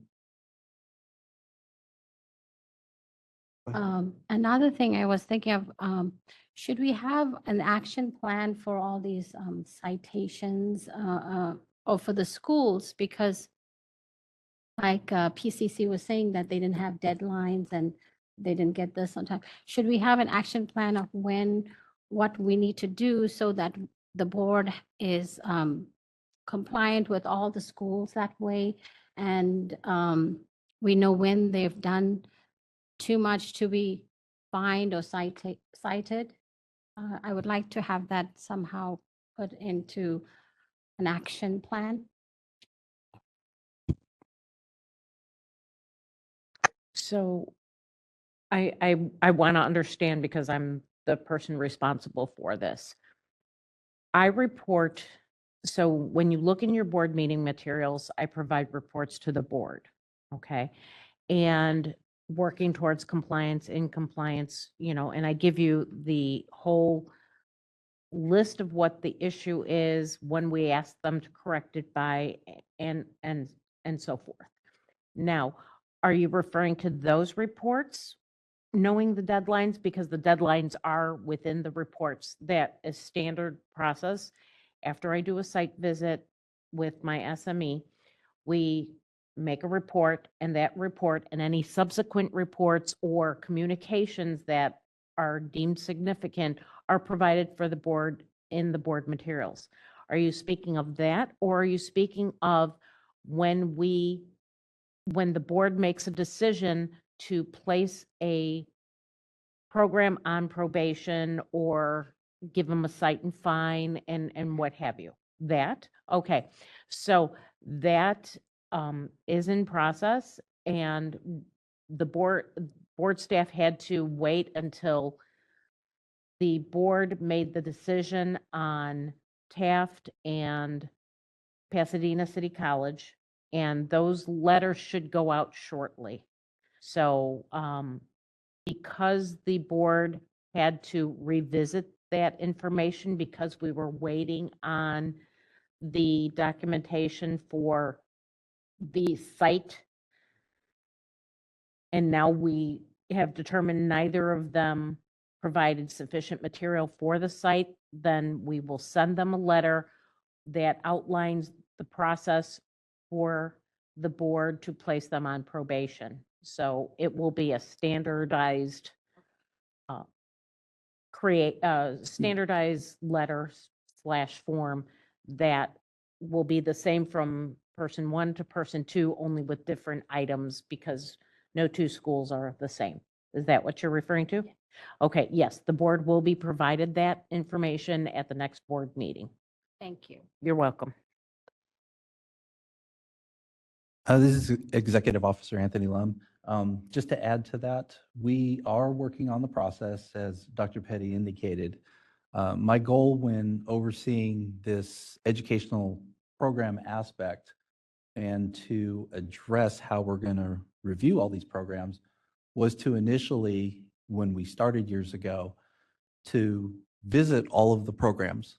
So that way we were under the understanding that they were all in compliance and can identify any issues. And we've done that. It's taken a number of years to do that.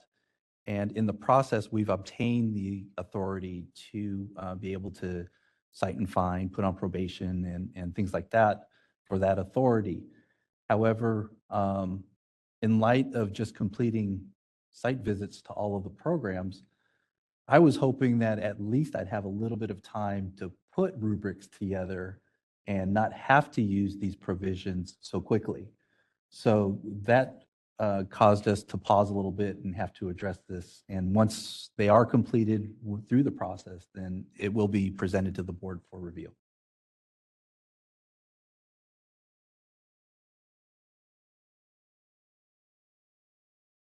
Before we move forward, May I add one more thing?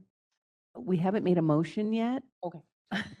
So before we move forward, I'd like to do a motion in a second. Okay. That's okay. It's okay. Just discussion started to happen. Is there a board member motion to accept the Education Committee report? Please identify yourself and make the motion. Long, I move for the board to accept the Education Committee's report. Thank you. Is there a second? Matthews, I second. Thank you. Board member discussion?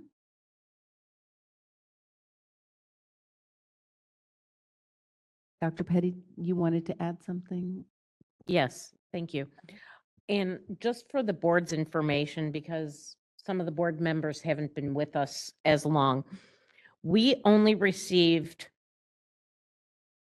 approval for reviews, site visits, citations, and fine and probationary status. It became effective July 1st of 2023. So it took us a while to get that placed into regulations. So, regulations can take us anywhere from 2.5 years, sometimes sooner, like faculty to student ratio, we got it in under a year, but it does take time to establish this. And we established this program de novo. So, there's still work, it's still a work in progress, and, any suggestions is greatly appreciated. So, thank you. Thank you. Any further board member discussion? Seeing none, any in-person public comment? Joanne Galliano, subject matter expert. My understanding of Lolly's request with the issue of Carrington was the fact that, and it was brought up, I know, by myself as well, the issue of repeated violations and basically discussing whether there needs to be something done punitively when there's repeated violations. Even though they come in compliance, they come in compliance only because we keep going back for these things. So I think that was what Lolly was hoping to have the Education Committee address, the issue of repeated violations. And what's the board's opinion on how we're going to, when are we going to cite and fine? Even though they've come in compliance, but if this is the fifth time we've been there, for something, different things each time, but we still keep going back, whether there's going to be some kind of mechanism to cite and fine based on repeated violations. Thank you for clarifying that. Thank you. Are there any other in-person? With with that information and clarification, is it appropriate to add them to the next agenda?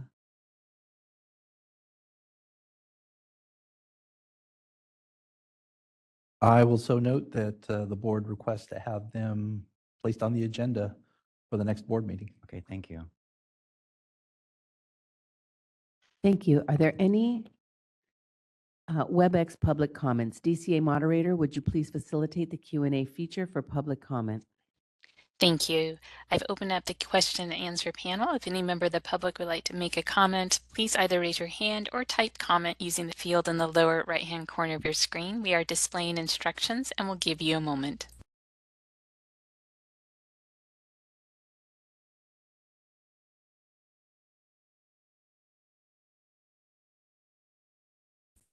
All right, I see no requests for comment. Madam President, I return the floor back to you. Thank you. Will Board Secretary Nalini Lally Tribble Agarwal please call the roll and record votes for this agenda item? This is Nalini Lawley Tribble Agrawal, and I will now call the roll. Carmen Jones. Aye. Sonia Pat Hansen, absent. Sherman King. Michael Long. Justin Matthews. Aye. Sridevi Panala, absent. Nalini Lawley Tribble Agrawal, aye. This motion has passed. Thank you. We will now move on to agenda item 10, discussion and possible action on legislative and regulatory committee report and recommendations. Once again, this is Dr. Carmen Jones acting as this committee's chair to present legislative and regulatory committee report. We also had individual action items to address, like the Education Committee, so they'll be reported individually. A summary of the informational items will be provided at the end of my report. The Legislative and Regulatory Committee established a quorum and asked for public comment for items not on the agenda. There were public comments. From here, I'd like to defer to Dr. Odina Petty to address the individual agenda items. Thank you, Dr. Jones. The committee reviewed legislative and regulatory agenda item 3, discussion and possible action to approve responses to comments and continue rulemaking to amend California Code of Regulations, CCR, Title 16, Section 1116, Mobile Dental Hygiene Clinics, issuance of approval, and Section 1116.5, Registered Dental Hygienist and Alternative Practice, Physical Facility Registration.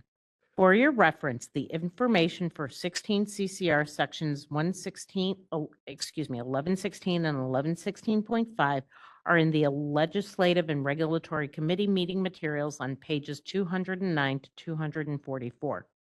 Board staff noticed the proposed rulemakings for 16 CCR sections 1116 and 1116.5 on January 31st, 2024, with a 45-day comment period on ending on March 19th, 2024.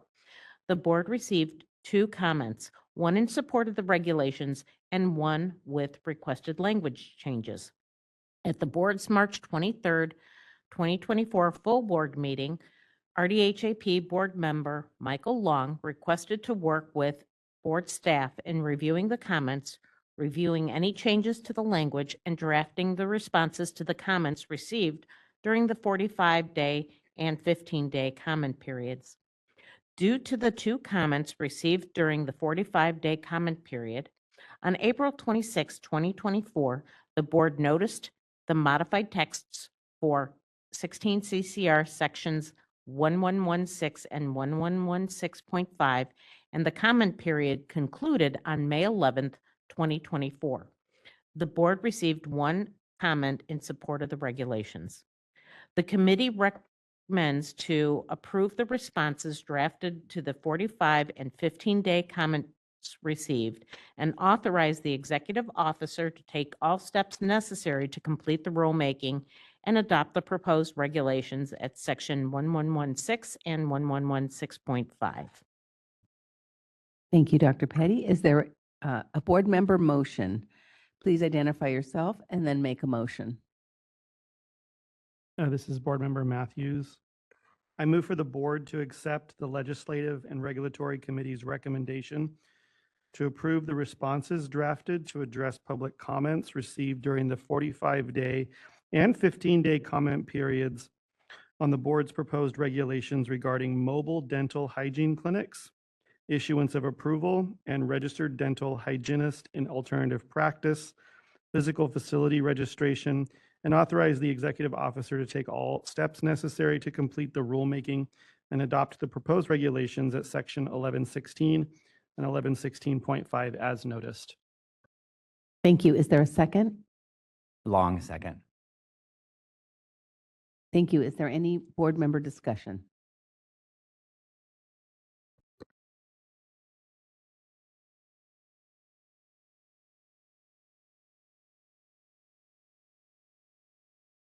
Seeing none, are there any in-person public comments?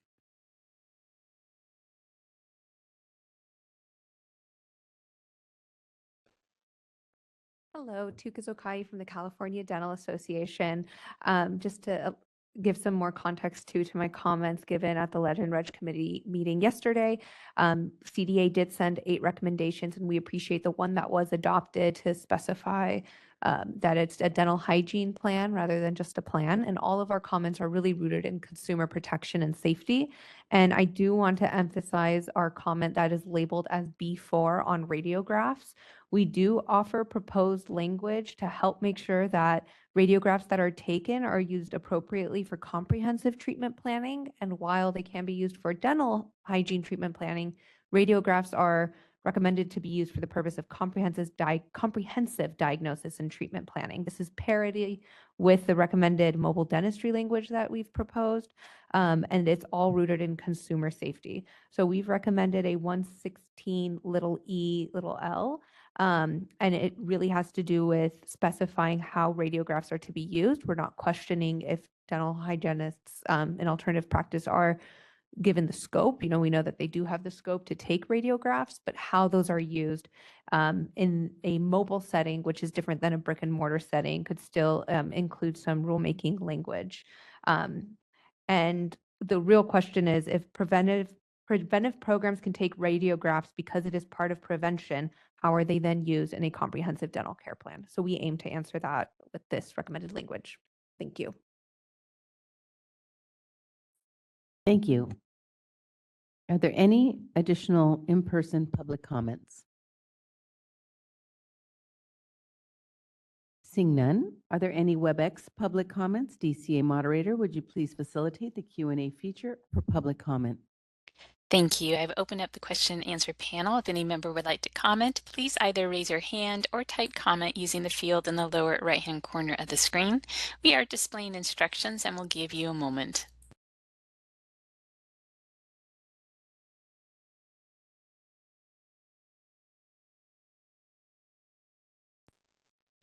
All right, I see no request for comment at this time. Madam President, I return the floor back to you.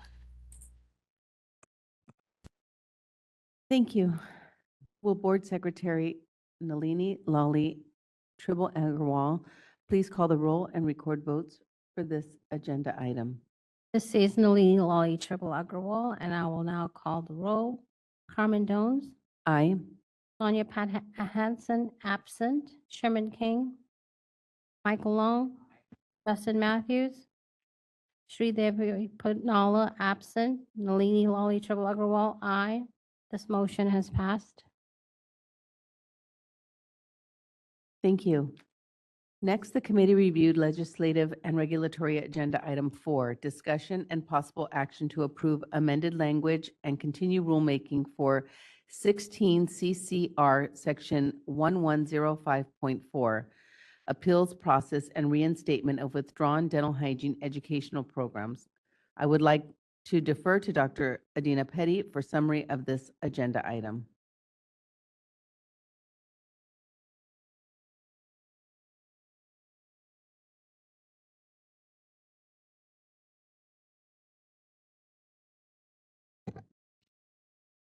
Thank you, Dr. Dones. For your reference, the information for 16 CCR Sections 1105.4 is in the Legislative and Regulatory Committee meeting materials on pages 246 to 249. At the board's November 18, 2023 full board meeting, the board approved language to address the lack of process regarding reinstatement of withdrawn dental hygiene educational programs, as well as for the board to maintain a dental hygiene educational program's withdrawn status. During preparation of the regulatory package, the board's regulatory legal counsel proposed amendments to the previously approved language for conciseness. The committee recommends to approve the modified language and authorize the executive officer to take all steps necessary to continue the rulemaking to adopt the proposed regulations at section 1105.4. Thank you. Is there a board member motion? Please identify yourself and then make a motion. This is Board Member Matthews. I move for the board to accept the Legislative and Regulatory Committee's recommendation to approve the proposed amended language for CCR Section 1105.4 and authorize the executive officer to take all steps necessary to continue the rulemaking process, make any non-substantive changes to the package, and set the matter for a hearing if requested. If the board does not receive any comments providing objections or adverse recommendations specifically directed at the proposed action or to the procedures followed by the board in proposing or adopting the action, then the board authorizes the executive officer to take all steps necessary to initiate the rulemaking process, make any technical or non-substantive changes to the package, and set the matter for hearing if requested. If no adverse comments are received during the 45-day comment period and no hearing is requested, authorize the executive officer to take all steps necessary to complete the rulemaking and adopt the proposed regulations at section 1105.4 as noticed. Thank you. Is there a second? Yeah, this Sherman King, I second the motion. Thank you. Is there any board member discussion?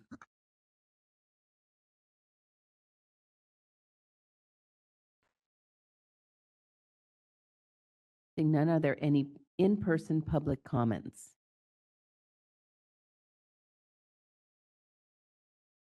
Seeing none, are there any WebEx public comments? DCA moderator, would you please facilitate the Q&A feature for public comment? Thank you. I've opened up the question and answer panel. If any member of the public would like to comment, please either raise your hand or type comment using the field in the lower right-hand corner of your screen. We are displaying instructions and we'll give you a moment.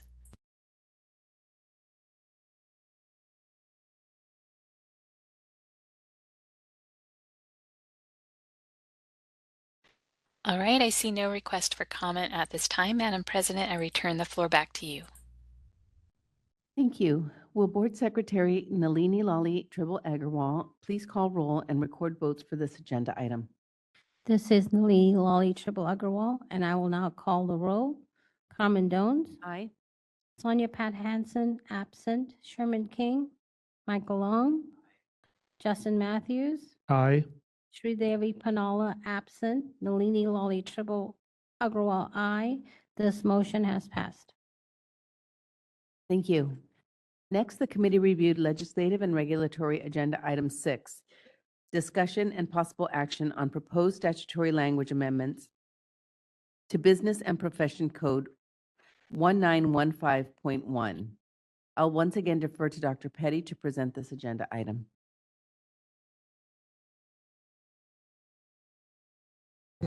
Thank you, Dr. Jones.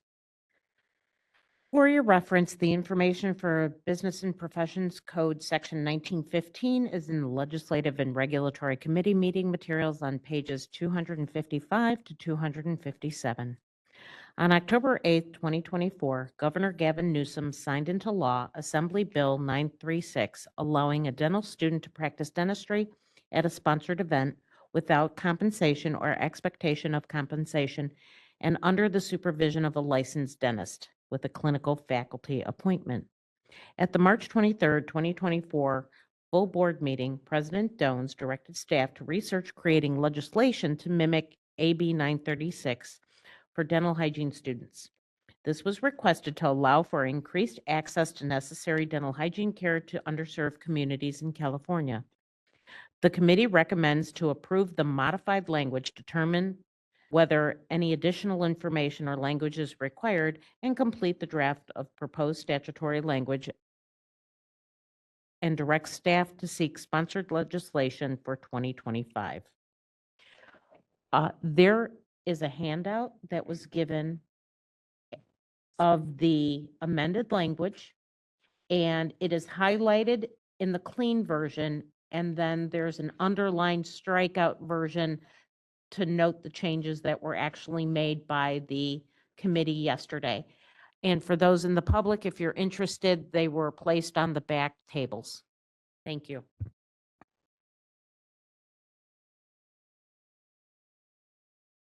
Thank you. Is there a board member motion? Please identify yourself and then make a motion. This is Board Member Matthews. I move for the board to accept the Legislative and Regulatory Committee's recommendation to consider, complete, and approve the final draft of proposed statutory language for BPC Section 1915.1 and direct staff to seek sponsored legislation for 2025. Thank you. Is there a second? This is Carmen Jones. I second. Is there any board member discussion? I just have a comment or editorial. It should say October 8, 2023 on the agenda that Gavin Newsom signed.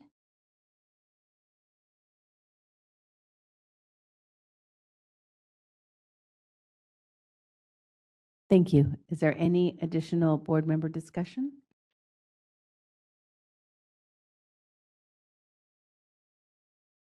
Seeing none, are there any in-person public comments?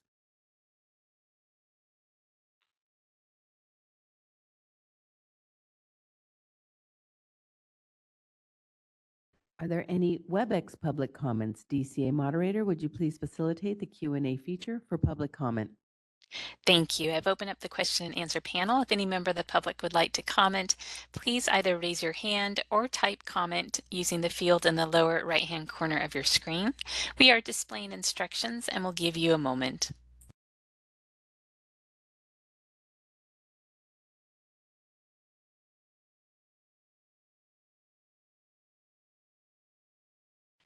All right, I see no request for comment at this time. Madam President, I return the floor back to you. Thank you. Will Board Secretary Nalini Lali Tribble Agarwal please call the roll and record votes for this agenda item? This is Nalini Lali Tribble Agarwal. I will now call the roll. Carmen Jones. Aye. Sonia Pat Hansen, absent. Sherman King. Michael Long. Justin Matthews. Aye. Sridevi Panala, absent. Nalini Lali Tribble Agarwal, aye. This motion has passed. Great, thank you. I will now report on legislative and regulatory agenda item 7, legislative update, bills of interest, and legislative calendar. I will again defer to Dr. Petty for this agenda item. Thank you, Dr. Jones.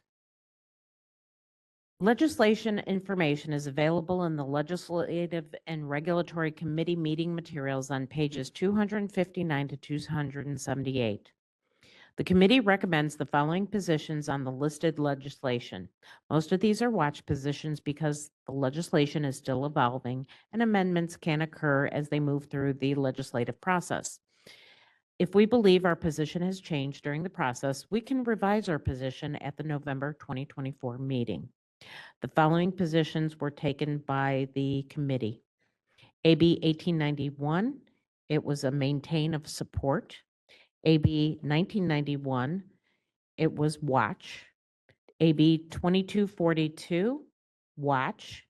AB 2269, that bill is dead, so it's no longer being watched. AB 2510, watch for 2025. AB 2701, maintain support. AB 2862, that is dead, so there's no position anymore. AB 2920, maintain watch. AB 3127, maintain watch. AB 3175, maintain watch. SB 1067, maintain watch. SB 1369, maintain watch. SB 1385, it is dead, so now disregard. SB 1451, maintain support, and SB 1453 was changed from watch to oppose unless amended. Thank you. Is there a motion? Please identify yourself and then make the motion. Long. I move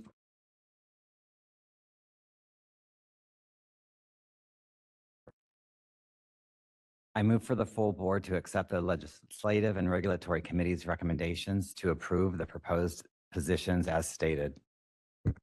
Thank you. Is there a second? This is Matthews. I'll second.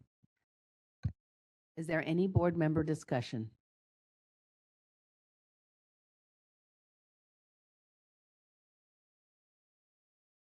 This is Anthony Lum, Executive Officer. Just a small comment, and extends from the March meeting.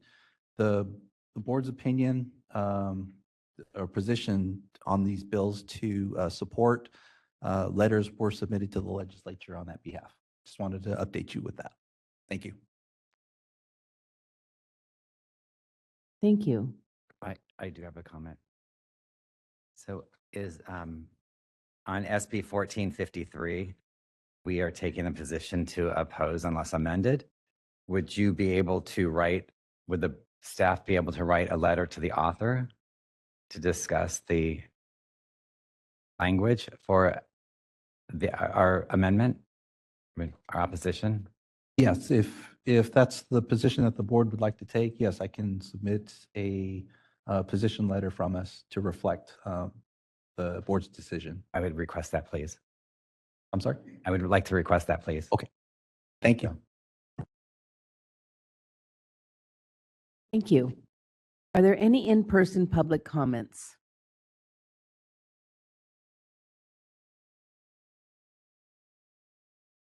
Seeing none, are there any WebEx public comments? DCA moderator, would you please facilitate the Q&A feature for public comment? Thank you. I've opened up the Q&A feature. If any member of the public would like to comment, please either raise your hand or type comment using the field in the lower right-hand corner of the screen. We are displaying instructions and we'll give you a moment.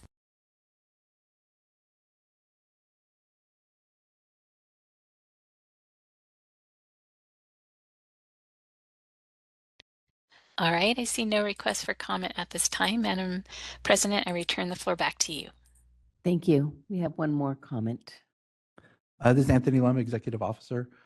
Just to follow up on the request for the oppose unless amended letter to the legislature on this. I was absent yesterday, so I just want to ask, was the amendment to oppose the reason included in yesterday's discussion? Yes, it was. Okay, thank you. Thank you. Will Board Secretary Nalini Lali Tribble Agarwal please call the roll and record votes for this agenda item? This is Nalini Lali Tribble Agrawal, and I will now call the roll. Carmen Dones, Aye. Sonia Pat Hansen, absent. Sherman King, Michael Long, Justin Matthews, Aye. Sridevi Panala, absent. Nalini Lali Tribble Agrawal, aye. This motion has passed. Thank you. Finally, I would like to have Dr. Petty present the Legislative and Regulatory Committee's informational items, EDU Agenda 5, Status of Dental Hygiene Board of California Regulatory Packages, and 8 future agenda items.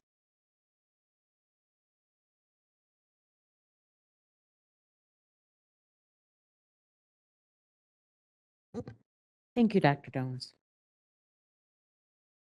I provided an updated status report on the progress of the board's regulations. The specifics are in the committee meeting materials on pages 251 to 253. The committee also asked the members in public for any future agenda items for the committee to address, and there weren't any. That concludes this section of the report. Thank you.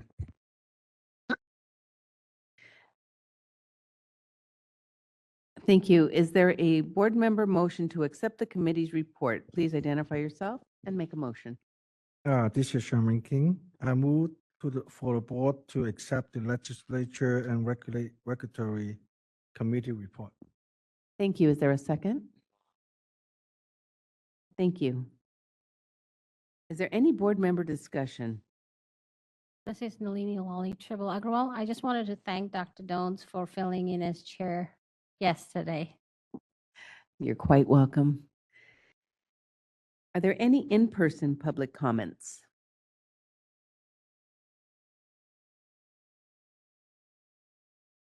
Seeing none, are there any WebEx public comments? DCA moderator, would you please facilitate the Q&A feature for public comment? Thank you. I've opened up the Q&A panel. If any member of the public would like to comment, please either raise your hand or type comment using the field in the lower right-hand corner of your screen. We are displaying instructions and we'll give you a moment.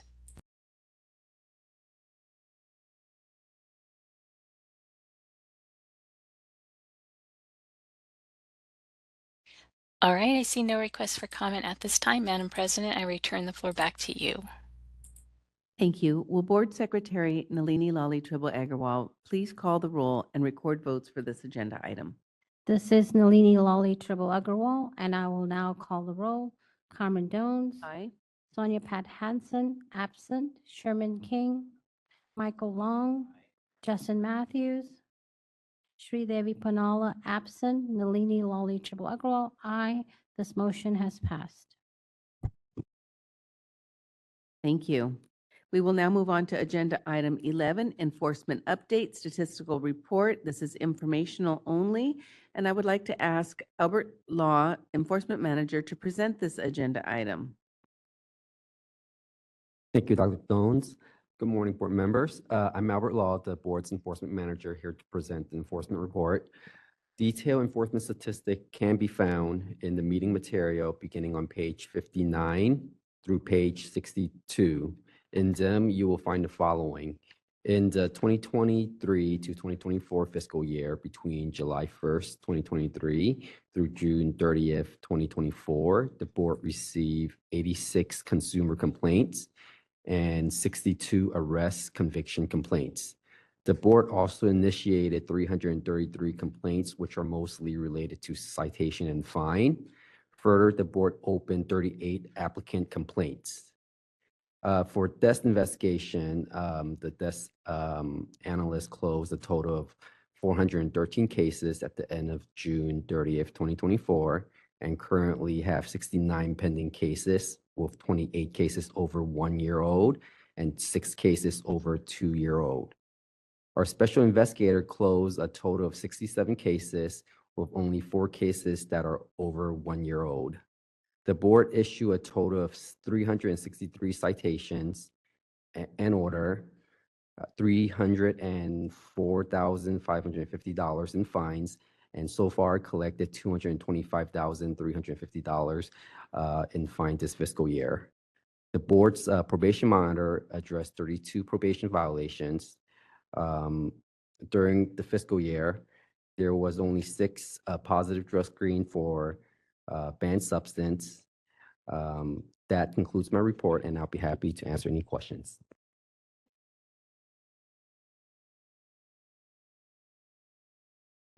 Thank you. Is there any board member discussion?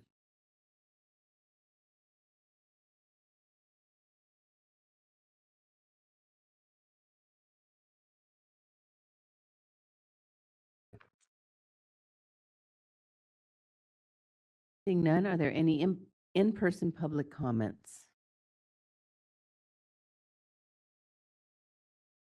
Seeing none, are there any WebEx public comments? DCA moderator, would you please facilitate the Q&A feature for public comment? Thank you. I've opened up the Q&A panel. If any member of the public would like to comment, please type comment using the field in the lower right-hand corner of the screen, or you may simply raise your hand. We are displaying instructions and we'll give you a moment.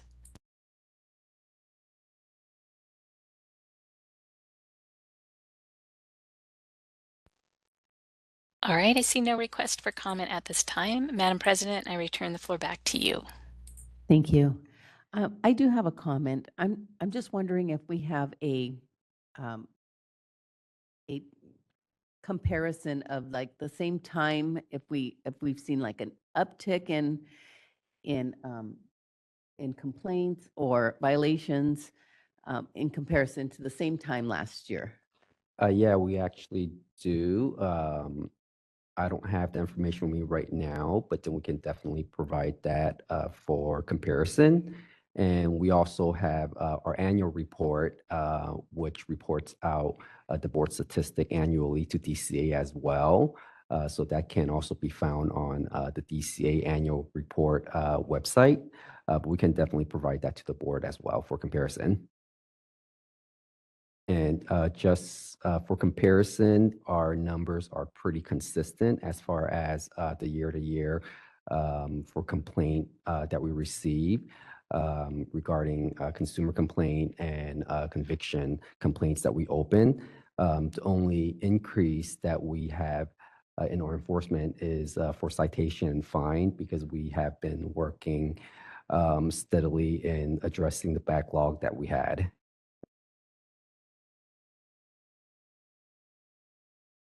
Thank you. Are there any additional comments? Seeing none, we will now move on to agenda item 12, licensing examinations and continuing education update, statistical report. And again, this is informational only, and I would ask licensing manager Tracy Napper to present the licensing, examination, and continuing education statistics. Good morning. Thank you. First, I would like to thank the board for the opportunity to be the licensing manager. Provided on page 64 through page 72 is informational only for the licensing and examination statistics and our continuing education. So on page 64, you will see that for the fiscal year 23-24, our total applications for the RDH applications received is 804. For our RDH license by credential is 34. RDHAP applications received is 72, and the fictitious name permits that we received for the year was 27. Now, the licensing renewal applications were received as 14,990. And for the RDHAP was 664, the RDHEF renewals 17, and the fictitious name permit renewals was 98. Now, licenses and permits that we actually issue for the fiscal year for RDH licenses, which included the licensure by credential, is 806. RDHAP licenses was 76, and 24 for the fictitious name permit. Now on page 65, you will see that this is the law and ethics examination statistics and our pass and fail rate. I won't go through all of them, but it's informational here for you to review. And then on page 66, you will see that we have our licensing population. So this is our current licensing population for the board for this fiscal year. Yes. Oh, it's on. Oh, okay. Okay. And can you hear me? Okay. So again, page 66 is the licensing population. So this is our overall population for the fiscal year at this time. On page 68, you'll find that these are the delinquent licenses from 2019 through 2024, and then effective June 30th, 2019, we had licenses that did not pay their renewals or their delinquent fees, and their license canceled effective July 1st of 2024. On page 69 and page 70, you will see that it's the California dental hygiene licensing population in comparison to the actual population of California. This is just informational only. Now on page 71 is the continuing education audit report. When initiating a CE audit, licensees are selected at random by the computer for staff to conduct the audit. The selected licensees have already completed their prior license renewal, where they'll attest under the penalty of perjury on the license renewal application that the number of required continuing education hours required by law to renew their license have been completed for the renewal. In fiscal year 23-24, the board initiated 306 continuing education audits through June 30th, 2024. From the audits, there continues to be a similar trend in the pass-fail rate of audit licensees. The failure rate has increased 8% over the past 3 audits. You can see the difference in the charts. The board has received many reasons for licensees for failure to comply with the CE audit. Frequently, licensees have expressed that they have misplaced, destroyed, or lost their records. Pursuant to Title 16 of the California Code of Regulations 1017N, licensees shall retain for a period of 3 renewal cycles, which is 6 years, the certificates of their continuing education courses completed, issued to the licensees, and shall be forwarded to the board only upon request for an audit. A licensee who fails to retain the certification shall contact CE providers to obtain a duplicate certification for submission to the board and the licensee's record. Failed audits are broken into 2 categories: no responses and insufficient CEs. Of those with insufficient CEs, 29%. Failed to complete at least 1 mandatory CE course, and 1% submitted a certificate with an invalid provider. The invalid provider may have had an expired permit, may not have been approved to teach the mandatory course, or may have had an invalid provider number. That is the end of my report.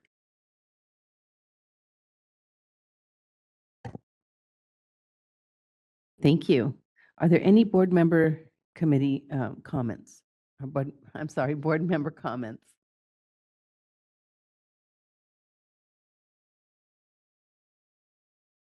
Anthony Lum, Executive Officer. I just wanted to inform the board that I did include quite a bit of reminders in our new newsletter that will be disseminated, including continuing education units, audits, et cetera, and the license renewal process. It will be our first newsletter in quite a while, so I thought those reminders would be important. This is Nalini Lolly Triple. I just have a question. At the CDHA meeting that I attended in June, there were several students there that just applied for licensure, and some of them, English being a second language, had a lot of concerns about the application process. Do we have it in different languages for them to make the application easier? Hi, this is Tracy. No, currently we do not have an application in any other language. It's just in English at this time. Is that something that we should consider having it in different languages? This is Anthony Lum. It's something we can look into. I know it takes a lot of work and effort to get that done because in California, we have so many individuals speaking different languages. However, even just entrance into a dental hygiene program, I believe a requirement is that they need to be English proficient. And, my staff is more than willing to accept any communications, whether phone call, email, or what have you, to assist these individuals. Thank you.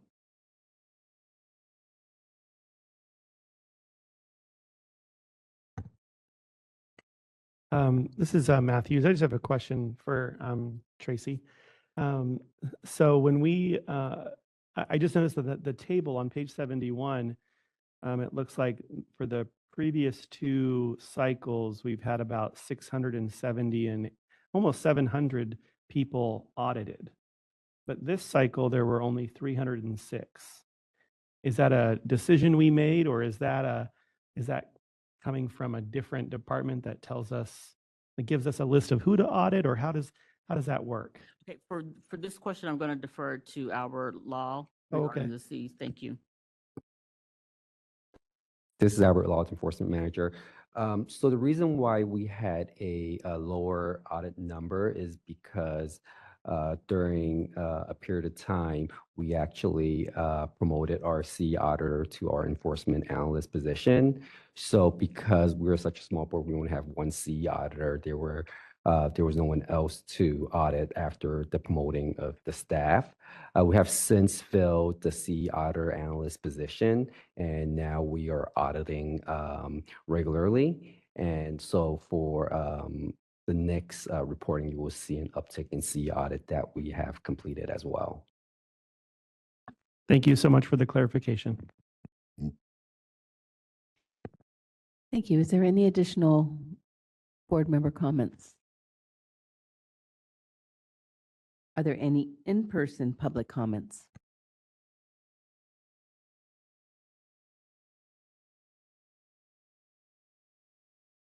Am I on? Yeah. I'm going to drive you crazy with my request for data, but my question of Tracy is on page 69, where you have the dental licensee population. Am I correct that when you talk about inactive licenses, those are people who are inactive but could reactivate their license? Is that correct? Correct. So Yes. is there a possibility of dividing out the inactive from the active per population so we can see? I'm probably erroneously assuming that many inactive people do not intend to activate their license. And in order to really know whether we're serving the people of California, it would be nice to know how we stand per population and which areas are impacted by lack of hygienists. And of course, then we would want to correlate that with the lack of dentists, et cetera. But it would be helpful to have that broken out. Is that a possibility? Yes, that's a possibility. Thank you. This is Anthony Lum, Executive Officer. Just to add on top of that, these breakouts as far as the hygiene licensee population as opposed to the general population, they may be located in these areas. However, they may not work in these areas. Just like somebody here is a citizen of Sacramento County, but they may work in Yolo County. So they do travel quite a bit and they can go to different locations. So just wanted to give you the general information on this. Thank you. Thank you. Thank you. Tracy Montez, Executive Officer of the Dental Board of California. And I just wanted to thank Tracy for reaching out to our board. We have a new license and program compliance unit, and we have started doing our continuing education audits as well. We've been very rigorous the last couple of years, picking up after vacancies as well. And I was just thrilled to have hear that Tracy had contacted our board to work together and share resources and ideas and get this information out, because we too are finding that some of our professionals are not being very rigorous with their continuing education. So this is something we're doing in our newsletter as well. Again, it's consumer protection, but we're again thrilled to be collaborating. So thank you for contacting us. Thank you. I have a question on that. So when you say there's collaboration, is this, so if the dental hygiene board is auditing a licensee, is that information then shared with the, if they're an RDA, for example, so that there's not two separate audits with, it's basically the same information for CE credits? No, there's distinct requirements for each, and we do ours randomly, like your board does it. I believe it's more of like tools, like letters and resources. We revised all of our citation letters to make sure they were up to date and so forth. It's a very extensive process of doing this. And so it's my understanding it's going through looking at tools, resources, and so forth. But no, they're, as an independent board, you have your process and so forth. And Tracy may have more to add as well. So I reached out to the dental board because we're like the sister to the dental board. And I just wanted to make sure that the continuing education information that we are providing to our hygienists are consistent with the dental board's laws and regulations and ours. And making sure that if the dental board is receiving information, say a hygienist happens to call the dental board and that they're able to provide at least the sections of law for them to look at and then forward that information over to the hygiene board so that the communication is consistent and that we build a relationship and have contact people for each board. So if there's information that needs to be distributed, there's an initial contact person that they can reach out to for both boards. It's not uncommon to get, say, complaints against hygienists or vice versa. So it's always nice when you have that contact established that you can just, hey, guess what, and send it over and so forth. It's great to hear that there's collaboration. Thank you. This is Anthony Lum, Executive Officer, just an additional collaborative effort comment. We do process a lot of emails and requests that do come in, possibly for RDAs and the like, and we do forward those immediately over to the dental board. But also we rely on the dental board since they are the agency who approves all of the continuing education providers and coursework. So that's a huge workload that we definitely don't have staff for. And I love that the dental board allows us to use their approvals in reference for the dental continuing education aspect, and want that collaboration to continue for as long as we're in existence. So thank you.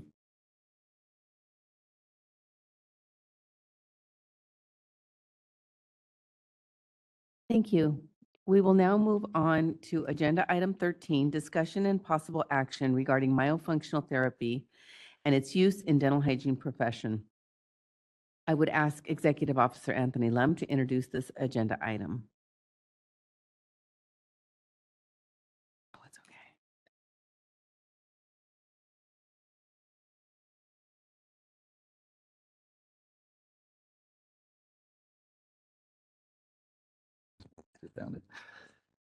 My apologies. I was trying to find the page here because it was scrolling all over the place. This agenda item was brought to my attention a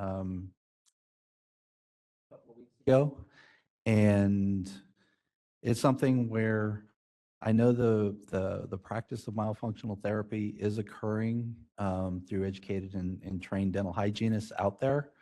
And so I wanted to bring it to the board's attention at the request of one of our board members, and just to start the discussion on this. However, I do want to basically remind the board that issues like this could be considered within like scope of practice issues, and that's not the primary objective or mandate of this board, but always open to communication and hearing discussions on issues pertaining to practice. So I would like to defer to Michael Long. He invited a couple of guests to come and speak to the board for information, and I would like to defer to him now. Thank you. And thank you for adding this to the agenda on short notice. I appreciate that.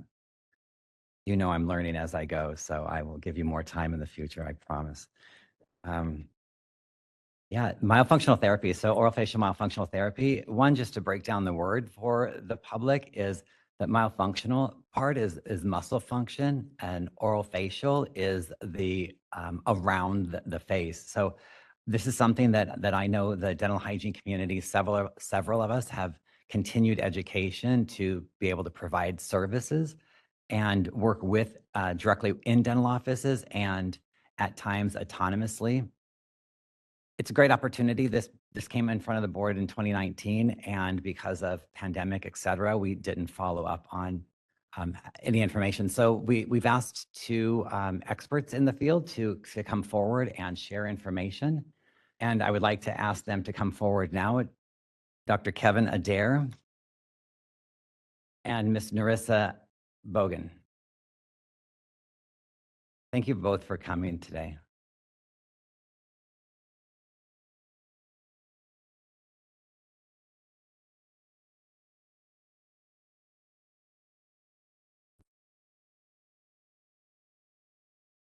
On the micro.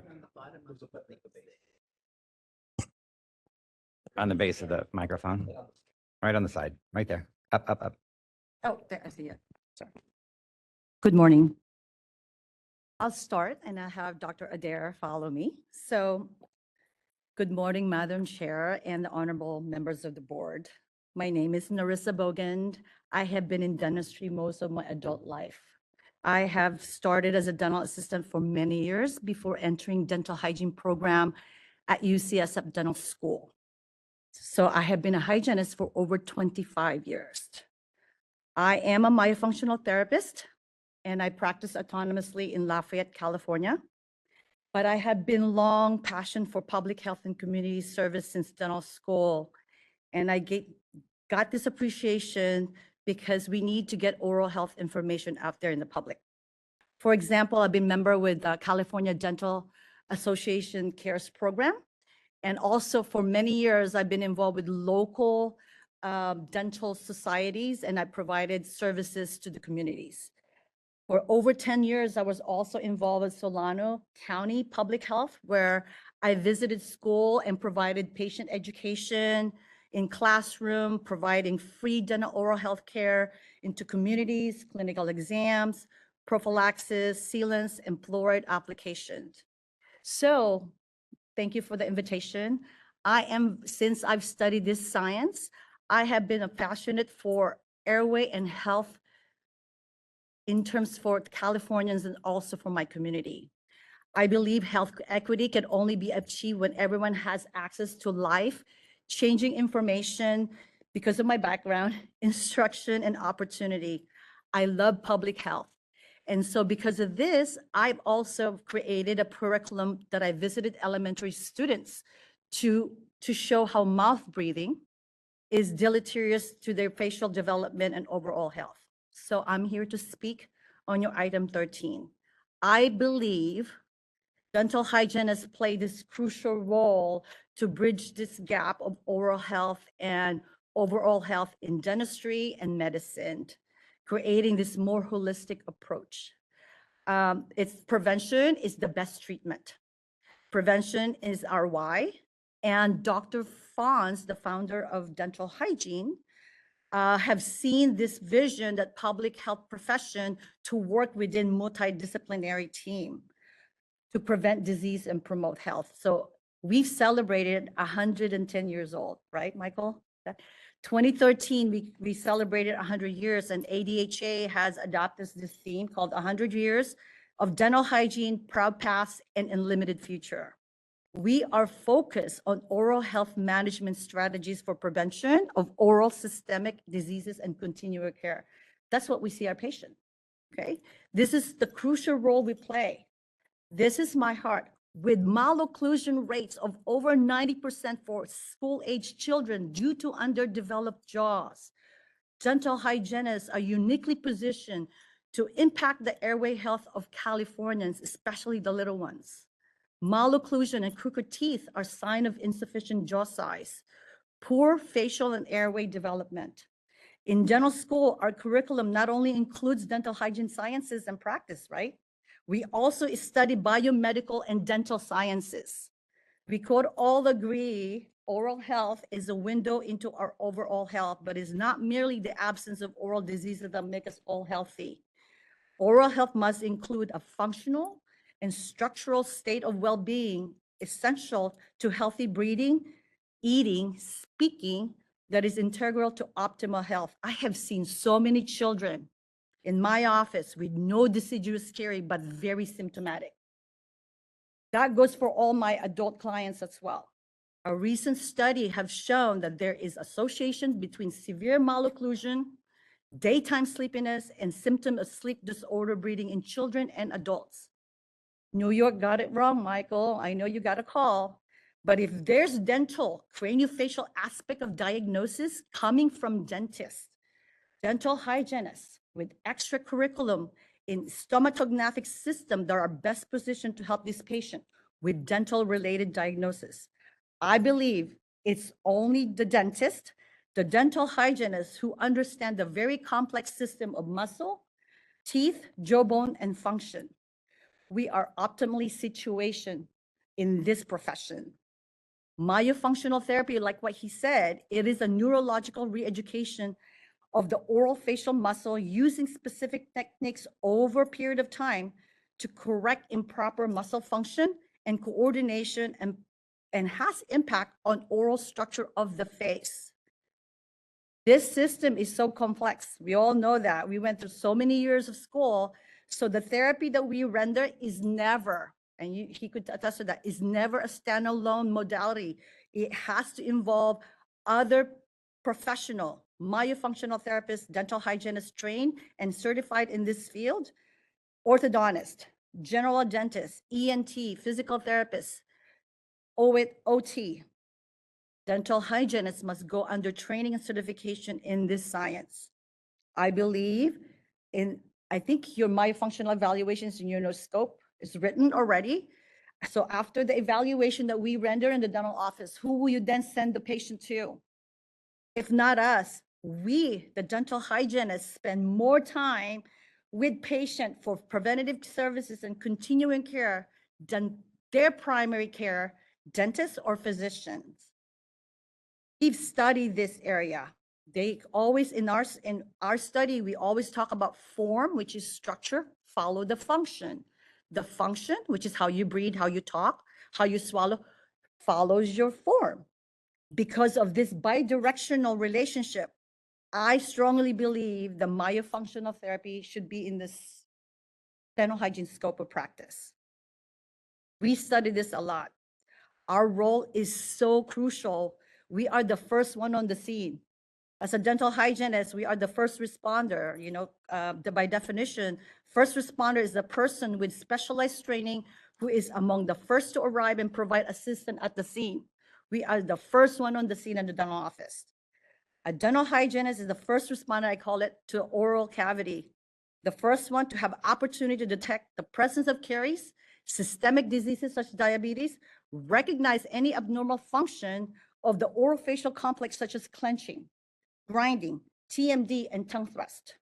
A lack of intervention against any oral diseases, dental caries, periodontal disease, tooth loss, oral cancer, have deleterious impact on overall health of patients. So guess what? So lack of intervention against any orofacial myofunctional disorder at a critical development periods may result in malocclusion and suboptimal facial development in children. Our condition can manifest systemically, mouth breathing, we see that.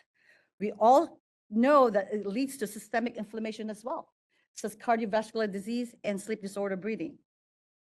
I know myofunctional therapy is like educational service, oral health training program. I believe it does not warrant any supervision at all. Again, no supervision.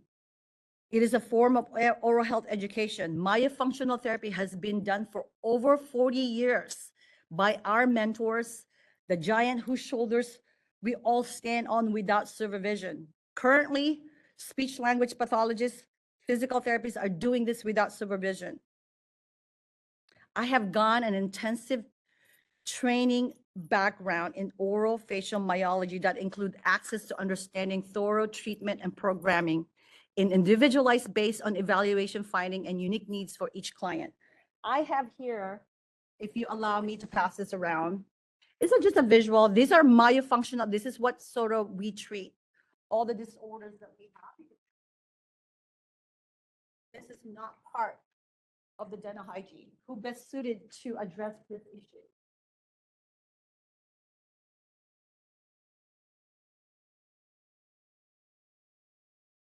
So I have gone and received a certification to oral facial myofunctional therapy certification through Academy of Oral Myofunctional Therapy, the IAOM. A lot of them are West Coast. And also the International Association of Orofacial Myology in the East Coast, and the Breed Institute Myomastermind Program, the first of its kind, most advanced, a comprehensive 9-month literature-based, case-based studies available today. It's 88 hours of instructions and hands-on learning. I know this science is evolving, so I continue to attend conferences detailing to the optimal airway growth and development and function. Lastly, I want to appreciate, this is my first time here. I appreciate what you guys do for the safety and the well-being of Californians. But you know, whether we like it or not, the practice of dentistry, dental hygiene, and medicine has changed. So our new normal requires that we also evolve as providers, as healthcare advocates. With a renewed nation focus on airway health and wellness, the ADA has adopted a policy to redefine dentists' role in airway health of patients. Because ADA now recommends all dentists should screen for patients, children, adult with sleep disorder breathing, we will need to redefine our approach of patient care of Californians, a whole oral health. We could no longer ignore the structure and then ignore the function. RDH are in a unique position to make a significant difference in our patients' lives. 1 in 4 adults are likely to be diagnosed with sleep apnea. 57 studies have reported the prevalence of sleep disorder breathing in children. Yes, the screening must start with us, but evidence has shown early intervention with pediatric sleep disorder breathing have been a profound effect. Effectively helping these children will avoid airway issues and treating those who have already developed sleep and disorder breathing and enhance one's quality of life. Again, after dental craniofacial diagnosis, you see that your picture there, who is best suited to collaborate with dentists and assist these patients? You are in a pivotal decision that will set the tone for the rest of the country, and I believe that. I plead, please ensure dental hygiene science is not just moving forward, but in the right direction. Dr. Fons is much closer, and he saw this, that the public would benefit from the direct access of dental hygienists. He envisioned dental hygienists outside a private dental setting, treating and educating patients. Health is a fundamental human right, and health equity can only be achieved when everyone has access to life-changing information, instruction, and opportunity. Like RDHAP that you've created, registered dental hygiene in this science and oral facial myology will provide this opportunity. We all know how it feels like to save a tooth, restore a smile. Just try to imagine how it feels like to transform one's life, creating healthier community of Californians that actually breathe well, actually sleep well. Today, we have that opportunity to dream big, and I'm dreaming big and act bigger. Thank you. I don't have anything prepared. I was just here for questions and answer. I am not a myofunctional therapist. I'm a certified orthodontist, but I've been using myofunctional therapists in my practice as a benefit to the treatment for 22 years. So whatever questions you have for me, I'm happy to help. I would like to pass this to also all the classes we'll be taking.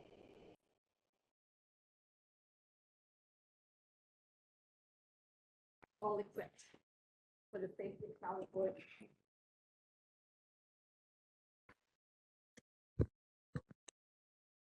Norset, you mentioned 88 hours of instruction.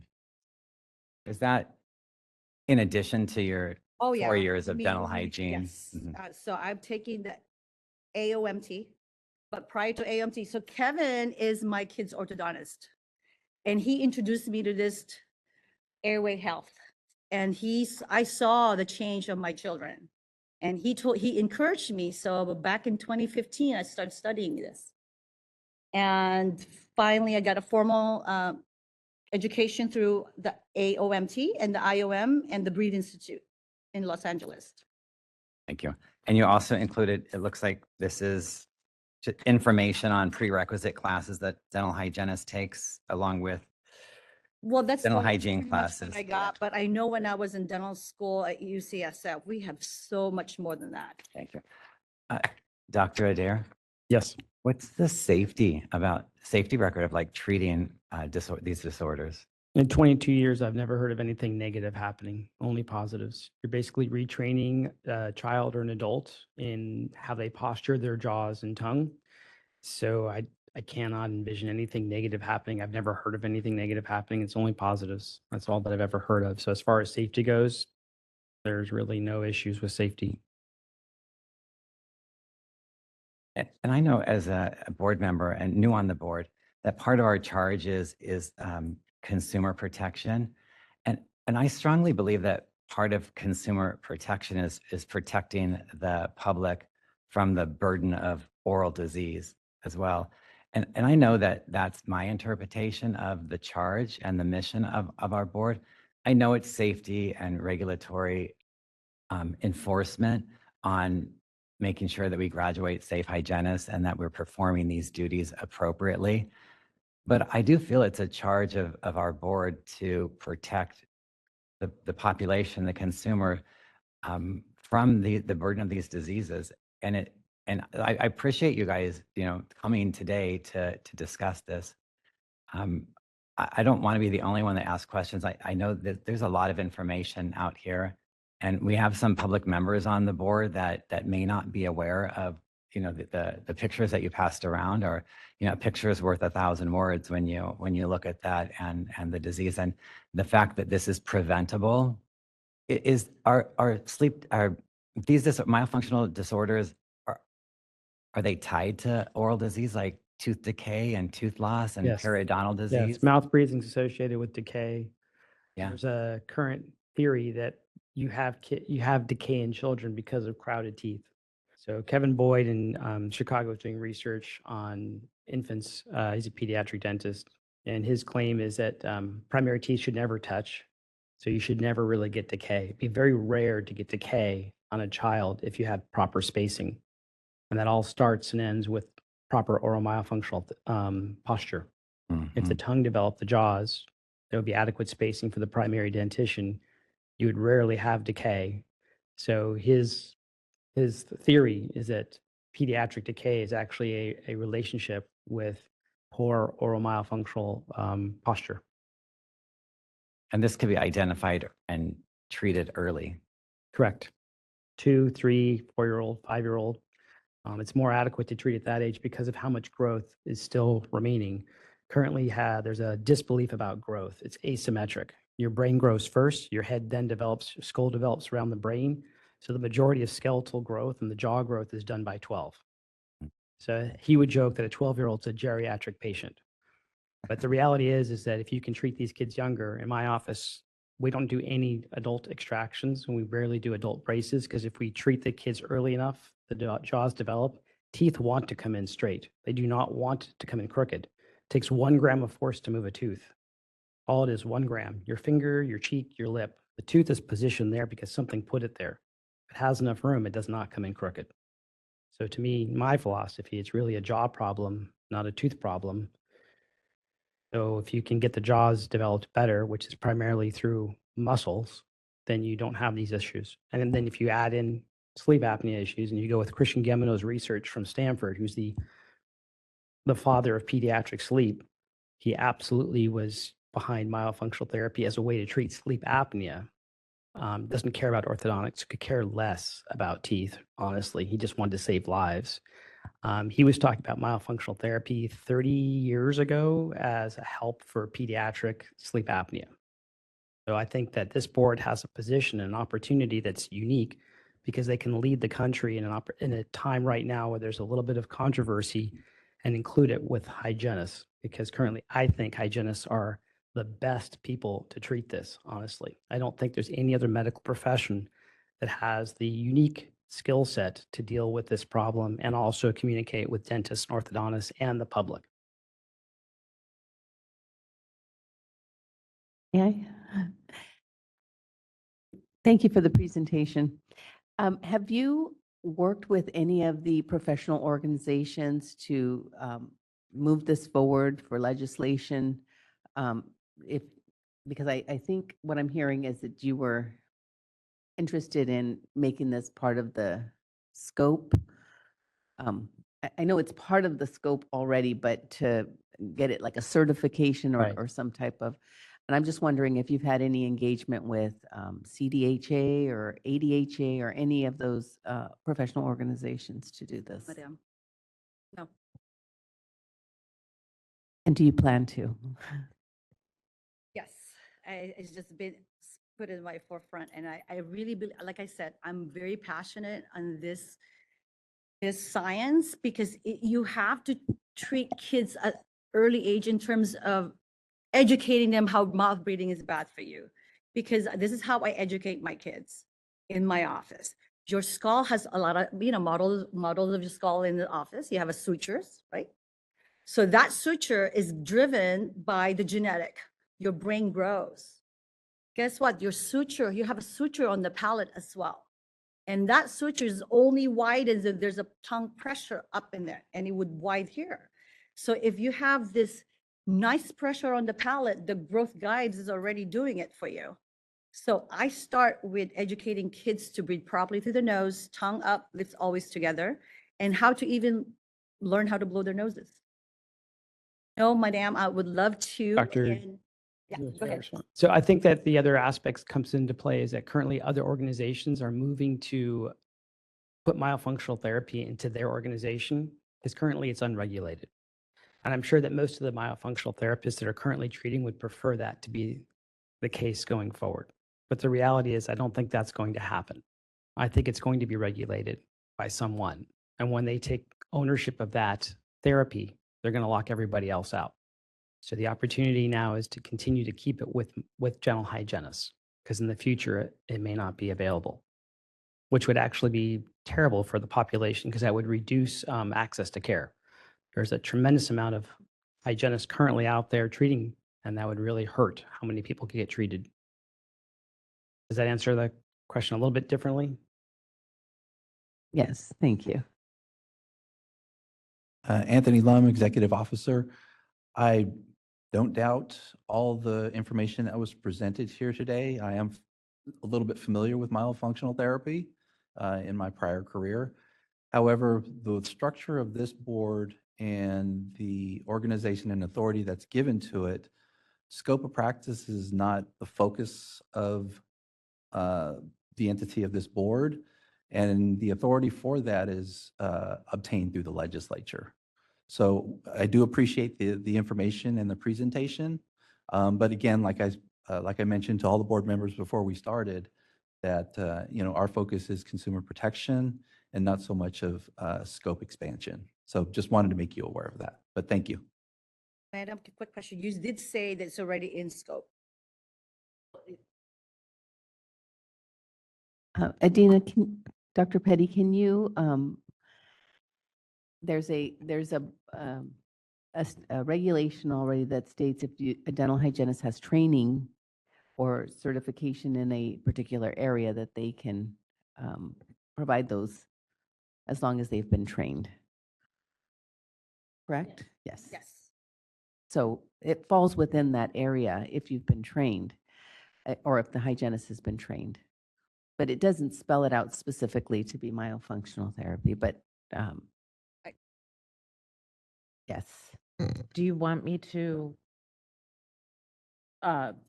So 1913 Business and Professions Code 1913 states, unless otherwise specified in this chapter, a registered dental hygienist may perform any procedure or provide any service within the scope of their practice in any setting under the appropriate level of supervision required by this article. If the registered dental hygienist has completed the appropriate education and training required to perform the procedure or provide the service. That's the one you're looking for. Thank you. There is one other caveat that, and I'm glad we have a dentist person here, dental licensee here. There is one other caveat that although, even if it is considered, and I'm not anti-myofunctional therapy or anything like that, but even if it's considered a part of scope, you still have to get the buy-off on the supervising dentist because you are performing those functions for the most part for RDHs under general supervision. So they would want to include that as part of the comprehensive treatment plan. So just something else to consider. Like them writing a referral or a prescription. Well, however they determine their general supervision is appropriate for their licensee that they have working for them, a licensed dental hygienist, whatever their communication is, whether that's a written formal thing or something in the patient chart, or it's part of the comprehensive treatment plan, that also needs to be in there as well as part of the general supervision.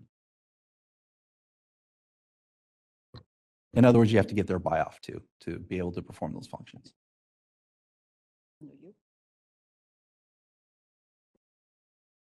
I only mention that, again, Anthony Lum, Executive Officer. I only mention that because early in your presentation, you said you were working and doing this autonomously. Yes. So it's something where under your certification as a myofunctional therapist, since there is no oversight on that, there's no oversight body per se. And I'm not going to go into details, this is for a different conversation. I just want to let you know that for RDHs, because most of them work under the general supervision of a dentist, that they have to have the buy-in as well. I think this is a big question out for hygienists that are practicing as myofunctional therapists, because it's the language states that a hygienist needs to practice with some supervision. So autonomous hygienists who are practicing myofunctional therapy on their own, they're not practicing as dental hygienists, and there's confusion on, especially when they market themselves to the public, if they're actually an RDH and a myofunctional therapist. So I really, and we've talked about this before, to get some additional, not clarification, but we talked about sharing information, newsletter, et cetera, to make sure that hygienists are informed that those that are practicing autonomously need to not use their RDH license. But another point is then under general supervision, an RDH AP practices without general supervision. This is actually, if this is, as many of us are interpreting, part of therapeutic intervention that an RDH can do in practice under general supervision, then an RDH AP in the approved practice settings should be able to do this as well, autonomously. And that's for me as an RDH AP and representing the APs on the board. I would like for the board to continue to clarify that, because the way I see it, an AP should be able to function with the additional training as a myofunctional therapy and an RDH AP in the practice settings that have been stated.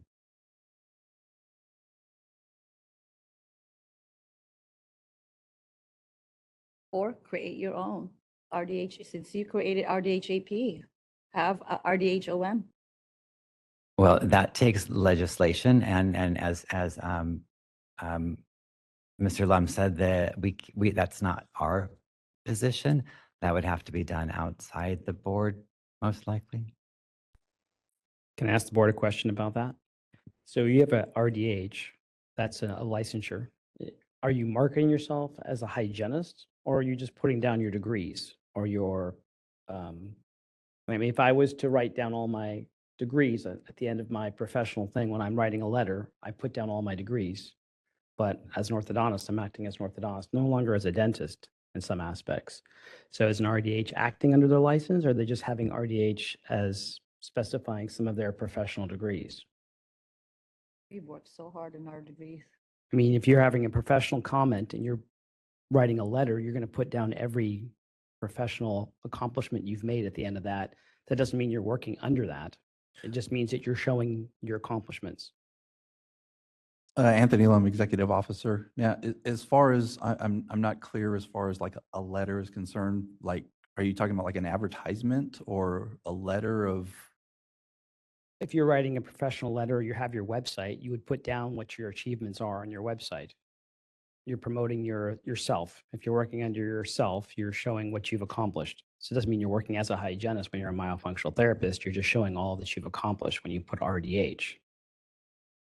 True. So you're indicating your license category. Is Correct. basically what you're indicating. It's like a resume. Yeah. So as far as that's concerned, because it's not clearly defined that myofunctional therapy is under the scope. Correct. Individuals who are licensed as an RDH at the current time could be looked upon to, they can provide the myofunctional therapy services so long as they're not using the RDH license. So if they're using their certification in whatever capacity as a myofunctional therapist, since they're certified, that's a separate issue compared to advertising and using it to potentially mislead the public in saying that I'm a myofunctional therapist / RDH. Susie Smith, RDH, myofunctional therapist. That's something that the board would have issue with. But if they just remove the RDH and just said they're a myofunctional therapist, that's up to them to be able to advertise in that fashion.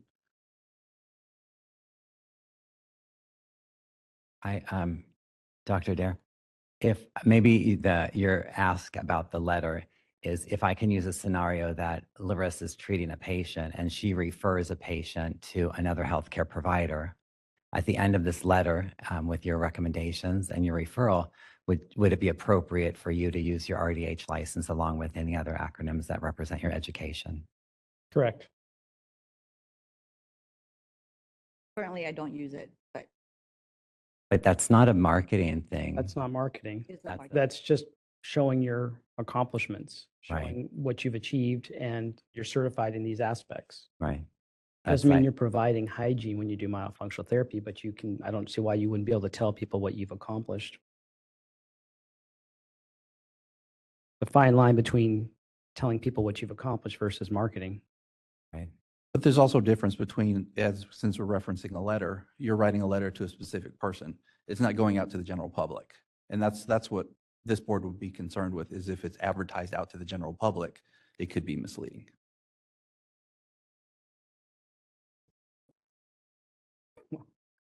Then I have a question. But if you're working under the auspices of a dentist, right? You're working with a dentist in their office. First then- of all, you asked, would he want to supervise a myofunctional therapist? I do not. Oh. I do not want to have a myofunctional therapy program in my office. So I refer out. Oh, I see. Okay. I let them use my offices for free Mhm. and after hours, but I have no intention of running a myofunctional therapy program in my office. It's too complicated. I'm too busy. Sorry. Just a question for you, Anthony Lim, Executive Officer again. So when you're referencing that you wouldn't allow your office to be used, but would you have your hygienist do myofunctional therapy as part of your comprehensive treatment plan? I'm an orthodontist. I don't have a hygienist. Okay. I do Okay, braces. true. But if I was a dentist, which I was for 10 years, I would rather not have it as part of the actual practice. I'd rather have it outside the practice. Just understand that there's a problem, being aware, explaining to the patient, and then referring them out. Just like I talk about potential airway issues, I do a full screening, but I am not an MD. I cannot diagnose or treat sleep apnea. That doesn't mean I can assess risk. And once I assess risk, then I can direct them to their primary care physician or a sleep physician or ENT. Same kind of scenario. Okay. Thank you. Are there many myofunctional therapists for you to refer to in your community? It's unregulated.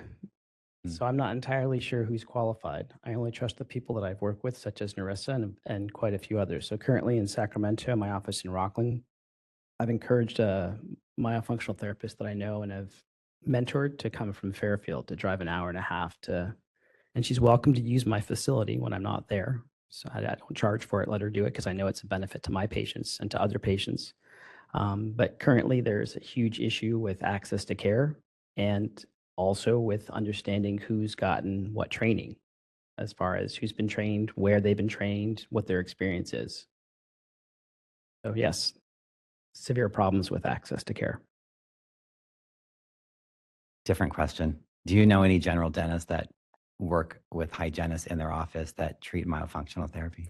Yes, I've been doing this for 22 years. So a lot of general dentists that I've helped train in some of these aspects will try to encourage one of their hygienists because they have nobody in the area that they can trust.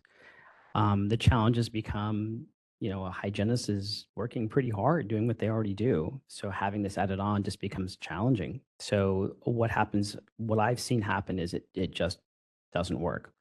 After a few months or years, they struggle trying to do myofunctional therapy alongside of hygiene on a side practice, and both the dentist and the hygienist give up. Either the hygienist completely goes and just does myofunctional therapy outside the practice, or they give up doing myofunctional therapy and focus on hygiene.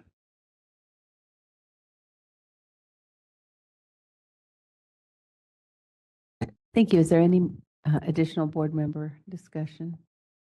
Not, I'd like to open it up to public comment. Oh.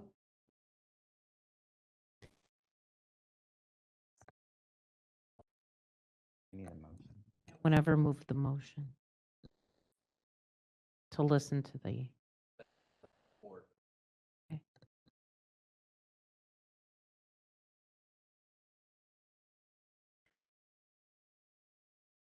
Any public comment?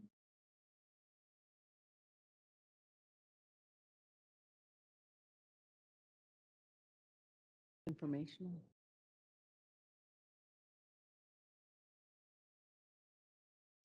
Joanne Galliano, and speaking from my previous experience with how this language was developed in terms of, I think the question before this board right now should be whether myofunctional therapy is within our scope of practice. It is my belief it is. It's a therapeutic procedure.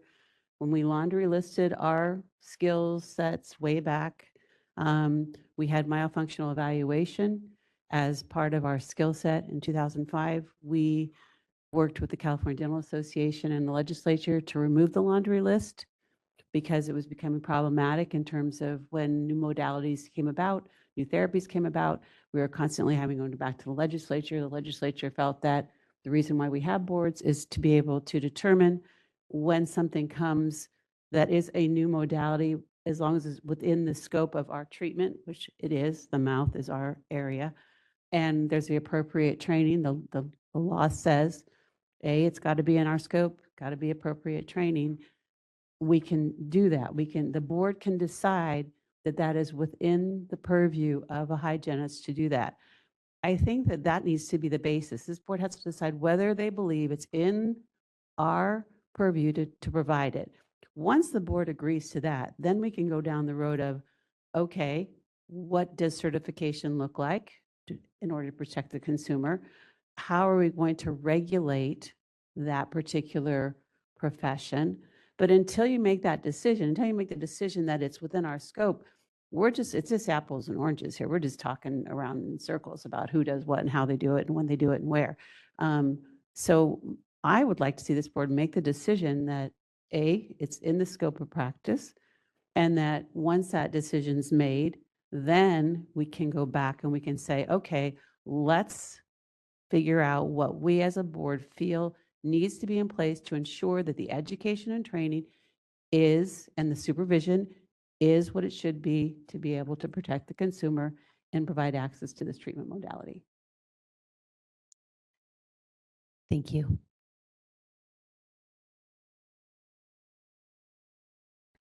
Is there any additional public comments?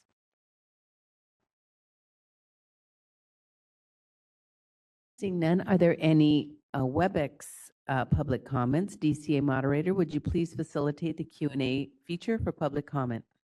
Thank you. I've opened up the Q&A panel. If any member of the public would like to comment on agenda item 13, please either raise your hand or type comment using the field in the lower right-hand corner of your screen. We are displaying instructions and we'll give you a moment.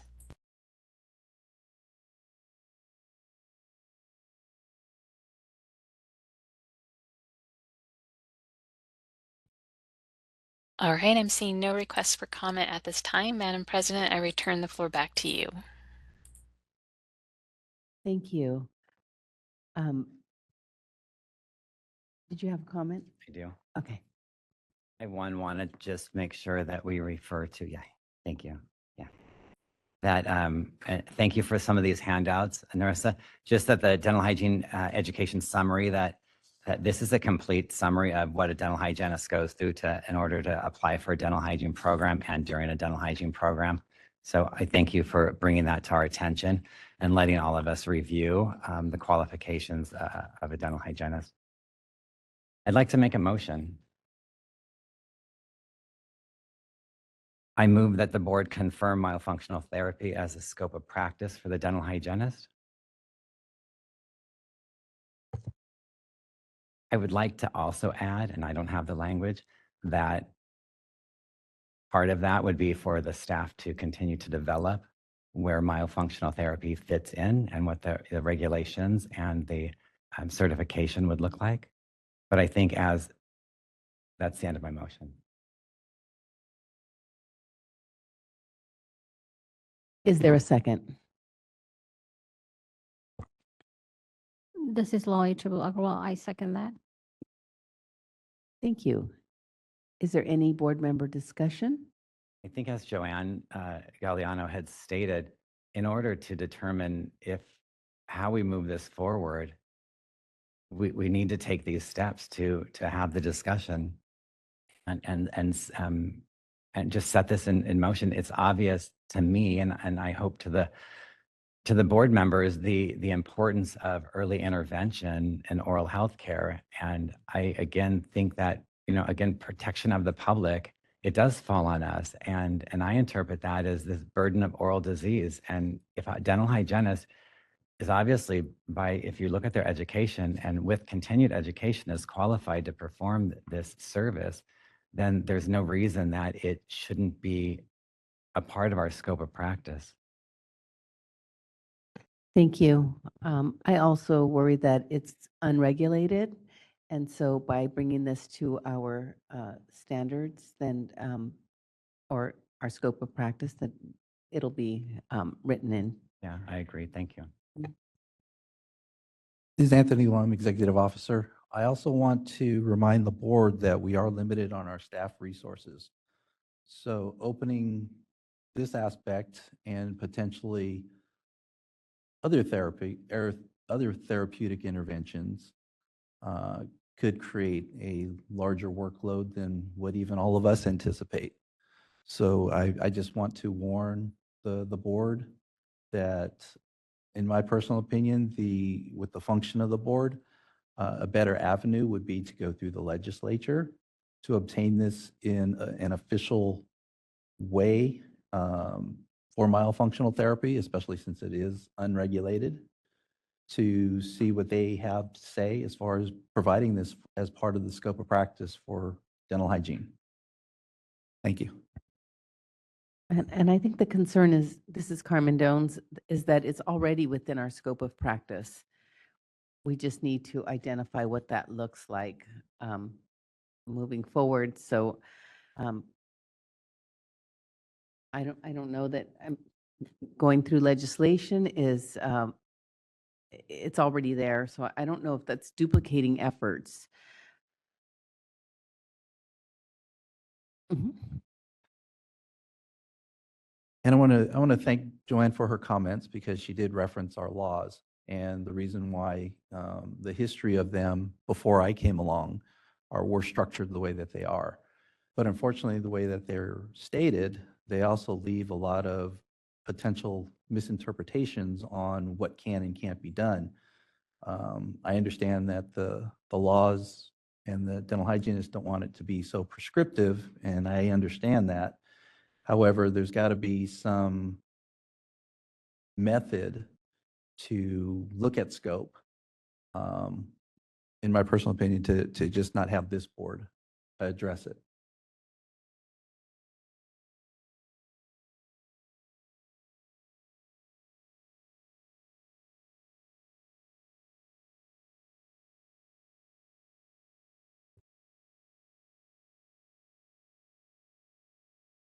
Joanne Galliano, and I have to respectfully disagree.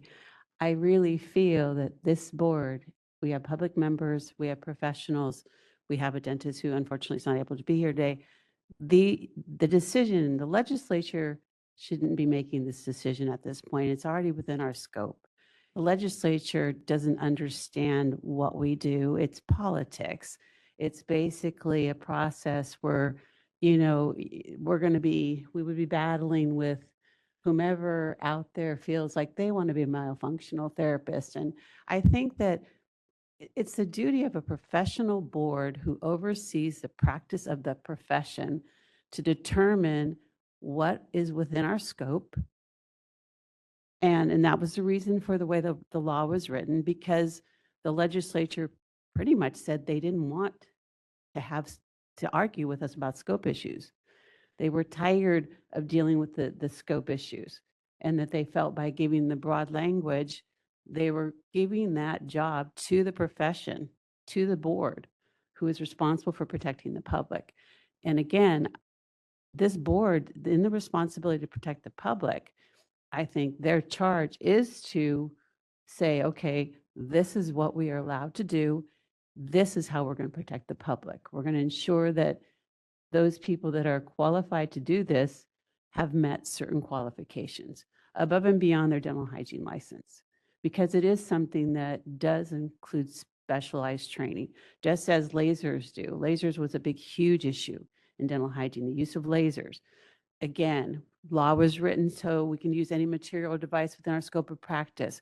However, certification, training 15 is required. seconds. So I disagree. I really feel that this is the job of this board.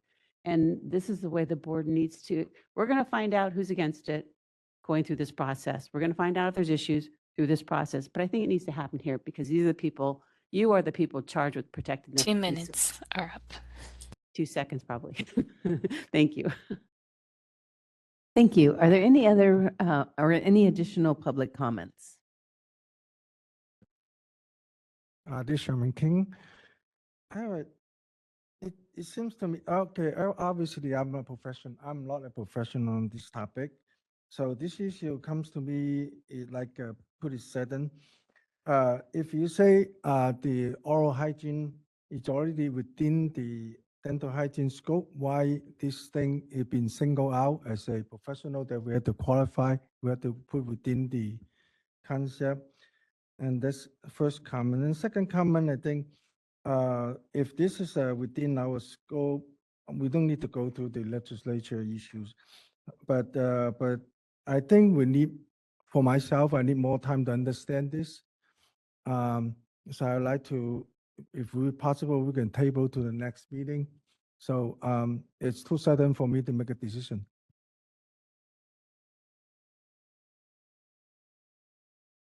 Another public speaker. Go ahead. Sorry, Dr. Adair.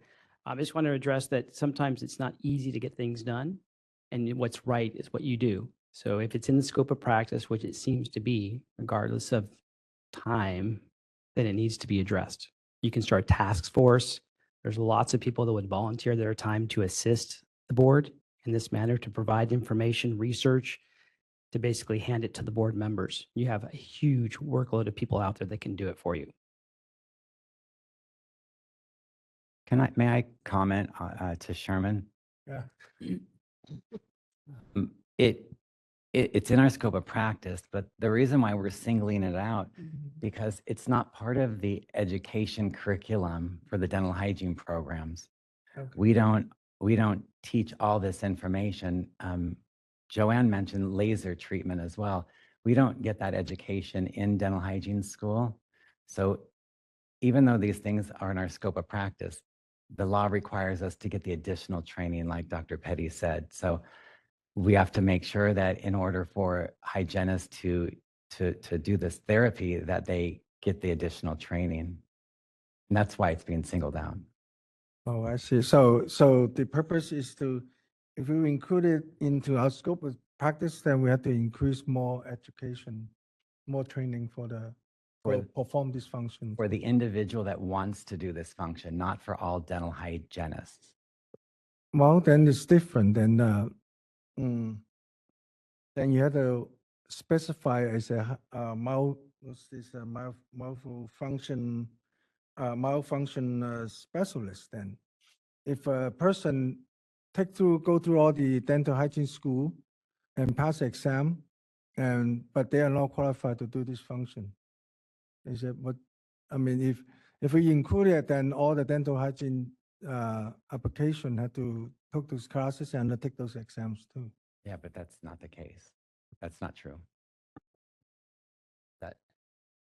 That's different. Then how can we, how can you make sure that dental hygienists can be able to perform this function? I mean, that's Perform the kind function, they're required to get certification. And it does fall on the dental hygienist to get the certification and prove that they're certified. So that means it's a special section on the dental hygiene to perform this function? Special section? Yeah, you have to be specially qualified to do this? Correct. Then you create a subcategory of a dental hygiene. No, there's already That's other, something I there's don't already understand. other procedures, like, do you know laser treatment Mhm. for periodontal gum disease? Do you know what that is?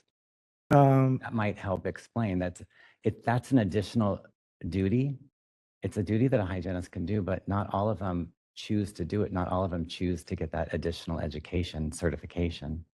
And that would be the same for a myofunctional therapist. Well, if you pass a dental hygiene degree and you get a license, you assume to be able to perform those functions, right? No, So, that's not correct. but, An additional training. oh, okay, that might be something confused to me that for the license. Okay, so maybe this would help. So when a physician graduates from medical school, they're a general practitioner, or let's go with the dentist. A dentist graduates from dental school as a general practitioner, such as myself. My brother decided to specialize in periodontal disease, so he went to school to be a periodontist, okay? Similar, not exactly the same, but very similar. So an RDH graduates with their dental hygiene, his or her or their dental hygiene degree in order to perform dental hygiene procedures. If they choose to do something like laser therapy or oral myofunctional therapy, they can go to further courses that can give them the ability to perform those procedures, kind of like that. Does that help? Yeah, I think that help. So in that way, I sort of understand this like a specialized dental hygienist, right? So if the person had the degree and advertised as a dental hygienist, but he didn't take those classes, but for the public, they go in and he perform those functions and they don't know. I mean, the patient don't know that he's not qualified to perform those functions, right? So then you probably need to specify he's qualified for doing these functions, right? If it's kind of, it's then for the public, I'm going to see a doctor. I assume he can do all the functions, but it turns out if he doesn't take those classes, he's not qualified. I don't know. I just let him perform. Then the public is not protected.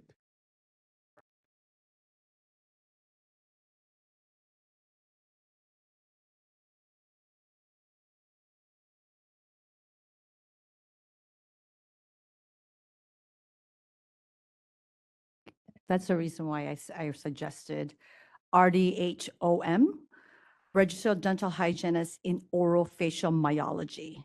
So it means it's a hygienist that is specialized in this, because when I'm in my autonomous, I don't perform any dental hygiene at all. I don't take x-rays, I don't do peri-probing, I don't do clinical exam in terms of blood pressure, none of that. We literally just cross leg to leg across to the patient and see how they're functioning, how they're breathing. So that's my suggestion, if you clarify what you were talking about. RDHOM.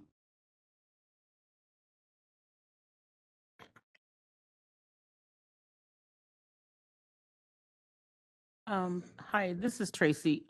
Having the acronyms at the end, that means to me as a licensing person, that they have to have, taken an exam, and we provide that, that acronym at the end of their RDA. I'm sure we would all be happy to do that exam, because we've gone through so many education. Well, I'm not disputing that. It's just Oh. that, it changes the transactions. It changes a lot for the board to do that kind of transaction. I'm thinking that with the certification, if that person is certifying, and we're being a little bit more specific in our sections of law, that if they certify that they've taken that course, just like if you've taken the laser course, and if we find that you perform a procedure that you're not certified in, that gives the board authority to pose a violation on you or a consequence. So I think that we should make it as simple as possible. Like if you're certified in that area, you have to provide proof, and not having to take a license exam or anything like that. We just want to make it as simple as Section 1913 states, as well as 1914 in our Business and Professions Code. Just my opinion. I think that will help if you post a certification that you have complete those classes, but also at the same time that patient goes in, he doesn't know that you require to post those certification, and then they will perform the function. So can I respond to that? So you're asking about protection of the public. Currently, there's none. You have the opportunity to protect the public by regulating this, by including it in hygiene, which it already is, and giving a certification process with whatever letters you want. Now the public knows this person has accomplished this much training. They are now prepared to treat the public, and the public can be comfortable knowing that. And if they're not, you now have a disciplinary area to confront that provider. That's how you create protection. There's none. You guys have the opportunity to create it.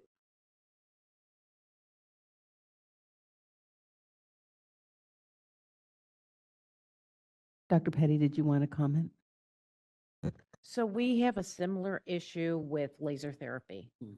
That there are courses, so all hygienists in California have the SLN requirement unless they graduated way long ago and chose not to get the SLN attached to their license.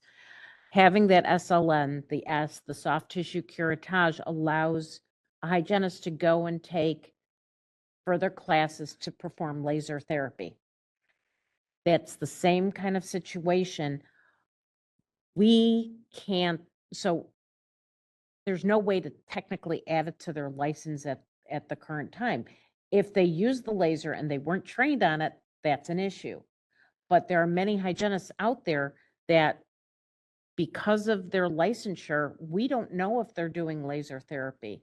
So I'm not saying, we're blind on that. It's good to be blind on this. I'm just saying there's a same situation there.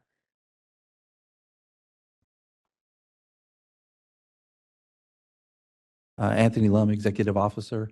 And I understand because we deal with that situation with the laser, and since we're paralleling that with the myofunctional therapy. And again, I'm not against this. It's just we have to work this out to understand everything. However, when it was brought up that you're looking at a RDHOM, if you want to, It was just my. I'm just saying if Yes, you're looking for a title like that, because obviously the individual who's doing these procedures needs to have some kind of certification in addition to the dentist's, approval on that. But the thing is, if you're looking for acronyms to add a category of licensure to be able to do this function with the certification, then again, I just have to respond that you will need legislation to do that. You have RDH, RDHAP, RDHEFs, and you have FMPs. Those are all in statute. And it lists what the purview of the board is. If you're looking for an additional licensure category rather than say something parallel like the certification requirement for a laser, it needs to be put in through legislation. We'll settle with the certification if that's what you required. Yeah. I mean, like I went through the extra training to become laser certified, but it doesn't show anywhere else that I'm laser certified. It's not on my license. It's not there's no extra, but I am laser certified. And I have my certificate in the office. So that's the same how myofunctional therapy, it's in the hygienist scope. They can do it if they choose to want to do it. Like not all hygienists want to do laser treatment, but it gives them that option if they choose to want to do it. So they have to take the additional classes to be able to perform that. With myofunctional therapy, it's the same thing. It's in our scope of practice. And for those who want, hygienists who want to do it, they have to take the additional classes. So it's not taught in school. It's just a separate certification. I hope that kind of explains it. Yeah, that explains it. You can post your certification on your office, then people can come in and know that you can perform that function. And I'm thinking is for somebody didn't take that classes and they just went ahead and took and performed those functions, how can you prevent it? You currently can't, but if you guys bring it under hygiene, then there's a place for patients to complain. Now you can create a disciplinary aspect because currently they can't complain to anybody. If it's not under anybody's license, you cannot protect the population.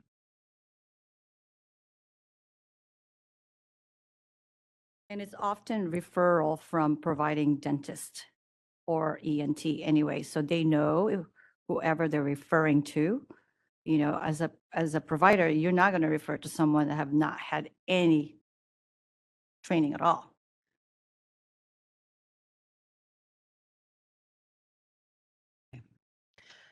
We do have a motion on the table. So, yes, Justin?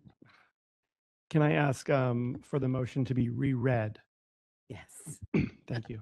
I was going to ask the same thing. Thank you.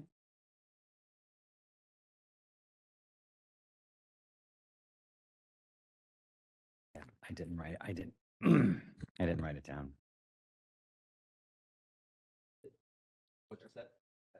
Thank you, Tom. Okay. The motion that's currently on the table is Michael Long moved to confirm myofunctional therapy is within the scope of practice of a dental hygienist.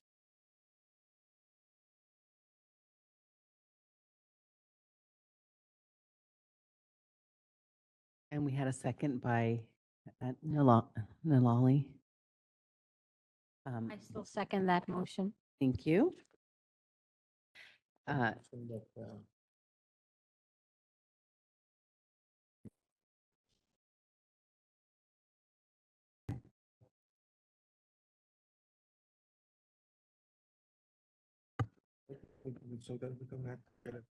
we okay to move forward with the vote?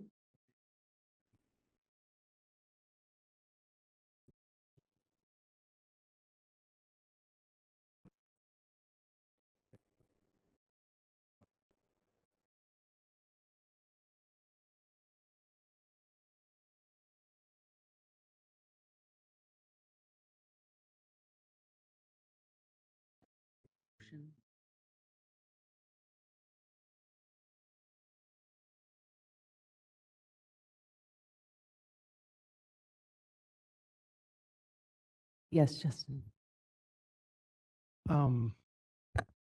As a public member, I'm grappling with deciding how to vote on this, and I'd like a little bit of context from the person who moved the motion. You're basically asking us to vote whether or not something is in scope of practice, and you're just asking us to say that publicly. Is that what that's what you're asking us to do? That's correct. Okay. Yeah. historically, the statutes are there that support this, as we've discussed, but it's not always been seen as part of the dental hygiene scope of practice. A lot of dental hygienists are doing it. And yeah, I think it's to move this forward. That's what I want to confirm. I want us to all agree. And then as we do, we'll be able to make some of these definitions and explore more. Can I ask for a friendly amendment that we explore or investigate this a little bit more so that we can come up with language that really supports what we want to do? I just feel like we're jumping on this too quickly, and we have members that still are uncertain. But I'd just like us to maybe have the staff work on some language, or investigate it and bring it back to us maybe at the next meeting. How would that amendment go? Well, I will suggest something like we can include it to the scope of dental hygienists, providing they have those trainings. That's already, I mean, that's part of the law. I mean, we can add that to the motion, but I thought you did or say it was dependent on education and supervision when your motion originally. yeah. I want to include that language in the motion. I just hadn't written it down, but it is dependent on the education, continued education of the hygienist. Can we agree to have the staff come up with some language for us Yes. to? How would you like me to adjust the motion? Because you're asking either to, you want me to rescind the motion? Are you asking Reg staff to write what language? I'm trying Just to to get. investigate this a little further, because I don't think that the motion as it stands right now is very clear to some of the members. And so I would just like some clarity. So are you saying after this meeting, go back and research this, or do you want me to come up with the language right now? Oh, no, not right now. Come back. Okay. No. I was a bit confused. Come back to the Sorry. next meeting with some language that we could, that shows, what the scope, what the law currently states, and how we would incorporate this into the scope. I have a question. Can't we just still make the motion with what Michael said, that it's part of our scopes with the getting the additional certification and supervision, and leave it as it is, and then up to the staff to reword it? Or, but if we have the motion in place, then it's gonna, I guess, make the staff responsible for how it's worded? Or, because if we take the motion off the table, then it just goes to the staff and then it's going to come back to the next board meeting. Is that how? Yes, but it'll be with clarity and so then we can determine what that looks like.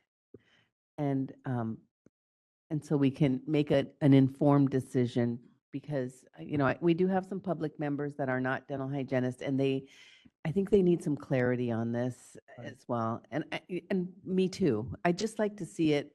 I would like to see a clearer statement of what we're asking and how that. Yes.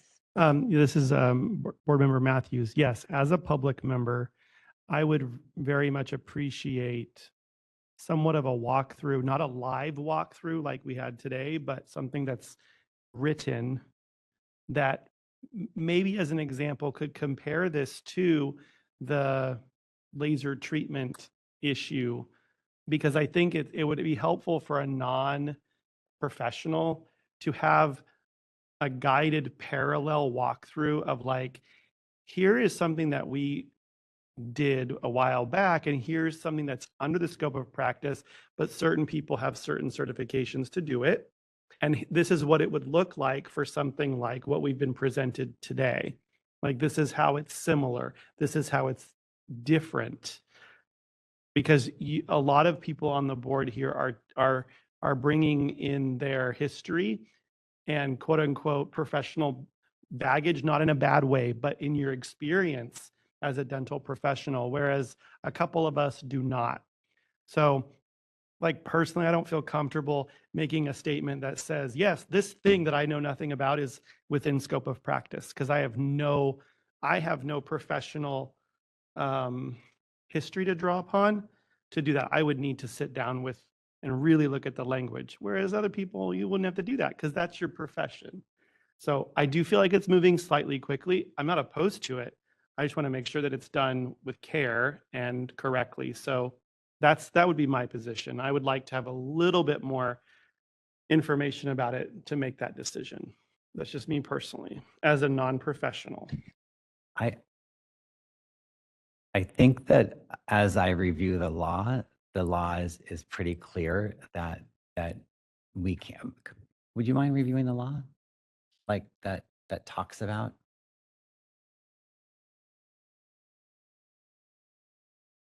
So, okay, so Business and Professions Code 1913 states, unless otherwise specified in this chapter, a registered dental hygienist may perform any procedure or provide any service within their scope of practice in any setting under the appropriate level of supervision required by this article, if the registered dental hygienist has completed the appropriate education and training required to perform this procedure or provide the service.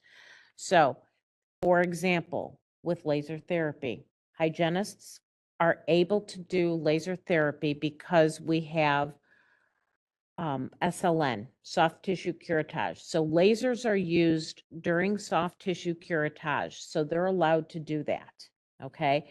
And that is through 1909. So 1909. So it's going to take a little bit of step. So bear with me, please. So Business and Profession Code 1909 states, a registered dental hygienist is authorized to perform the following procedures under direct supervision of a licensed dentist. After submitting to the Dental Hygiene Board evidence of satisfactory completion of a course of instruction approved by the Dental Hygiene Board in the procedures. In 1909, little a states soft tissue curettage. So you're able to use laser therapy because of 1913 stating that they have the education. You're able to do soft tissue curettage using the laser using 1909 and 1913. Okay, so that's laser and soft tissue curettage. Okay, now if you take oral myofunctional therapy, it is a intervention or therapy. So you could use 1913 again and then use 1910, which states a registered dental hygienist is authorized to perform the following procedures under general supervision. And again, lowercase a states preventive and therapeutic interventions, including oral prophylaxis, scaling, and root planing. So if you're talking about oral myofunctional therapy, that is a therapeutic intervention. So if they have the training using 1913 and it's allowed by 1910, and again, the board has to decide this, if they interpret oral myofunctional therapy as an intervention, as a therapeutic intervention, then it is allowed under the law. But I'm not a lawyer. I just play one on TV. So does that help a little bit? You're welcome.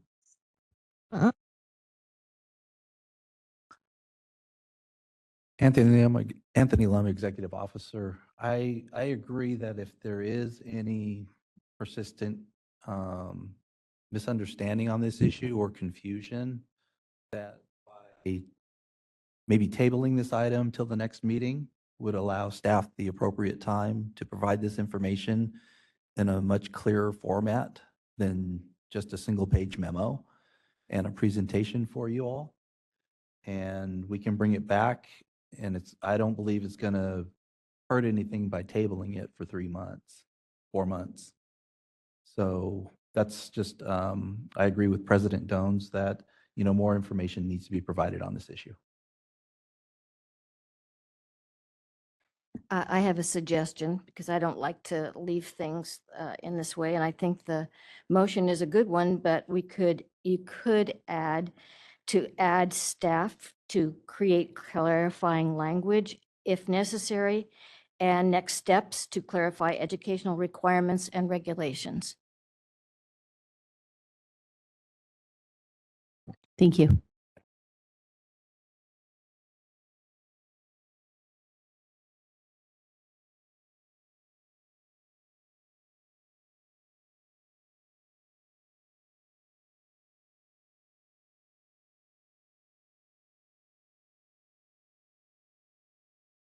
Would you like to move forward with the motion that you created? Tell me the process to table. Okay. What's the process to table? Oh.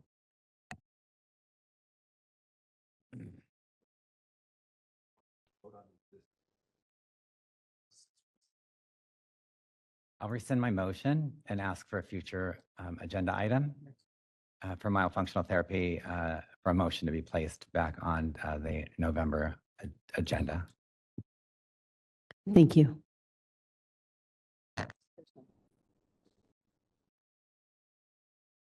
Perfect. There's no vote. There's no need to take the motion.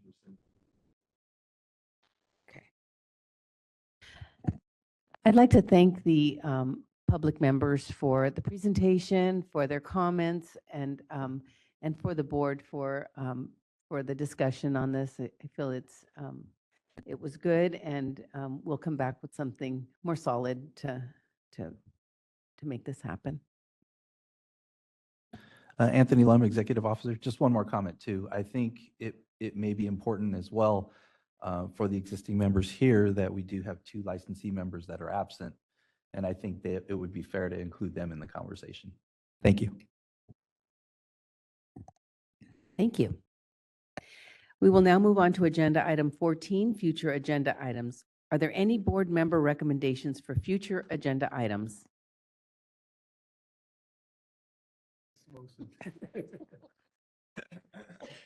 I ask that a motion be placed on the next agenda item for myofunctional therapy discussion.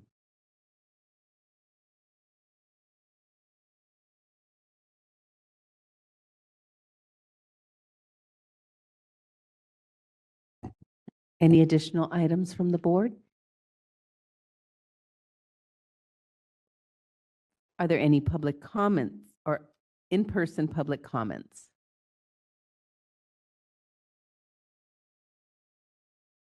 Seeing none, are there any WebEx public comments? DCA moderator, would you please facilitate the Q&A feature for public comment? Thank you. I've opened up the Q&A panel. If any member of the public would like to comment on future agenda items, please either raise your hand or type comment using the field in the lower right-hand corner of your screen. We are displaying instructions and we'll give you a moment.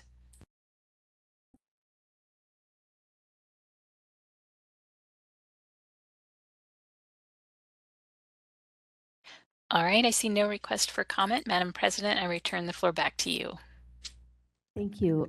I think in one of the past meetings, we talked about providing a report on the pass rates for the law and ethics by college.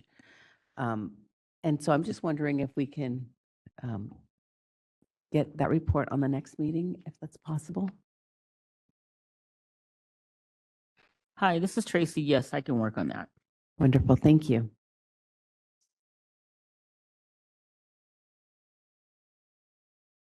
Okay, if there are no additional comments, the board thanks everyone for attending today's meeting.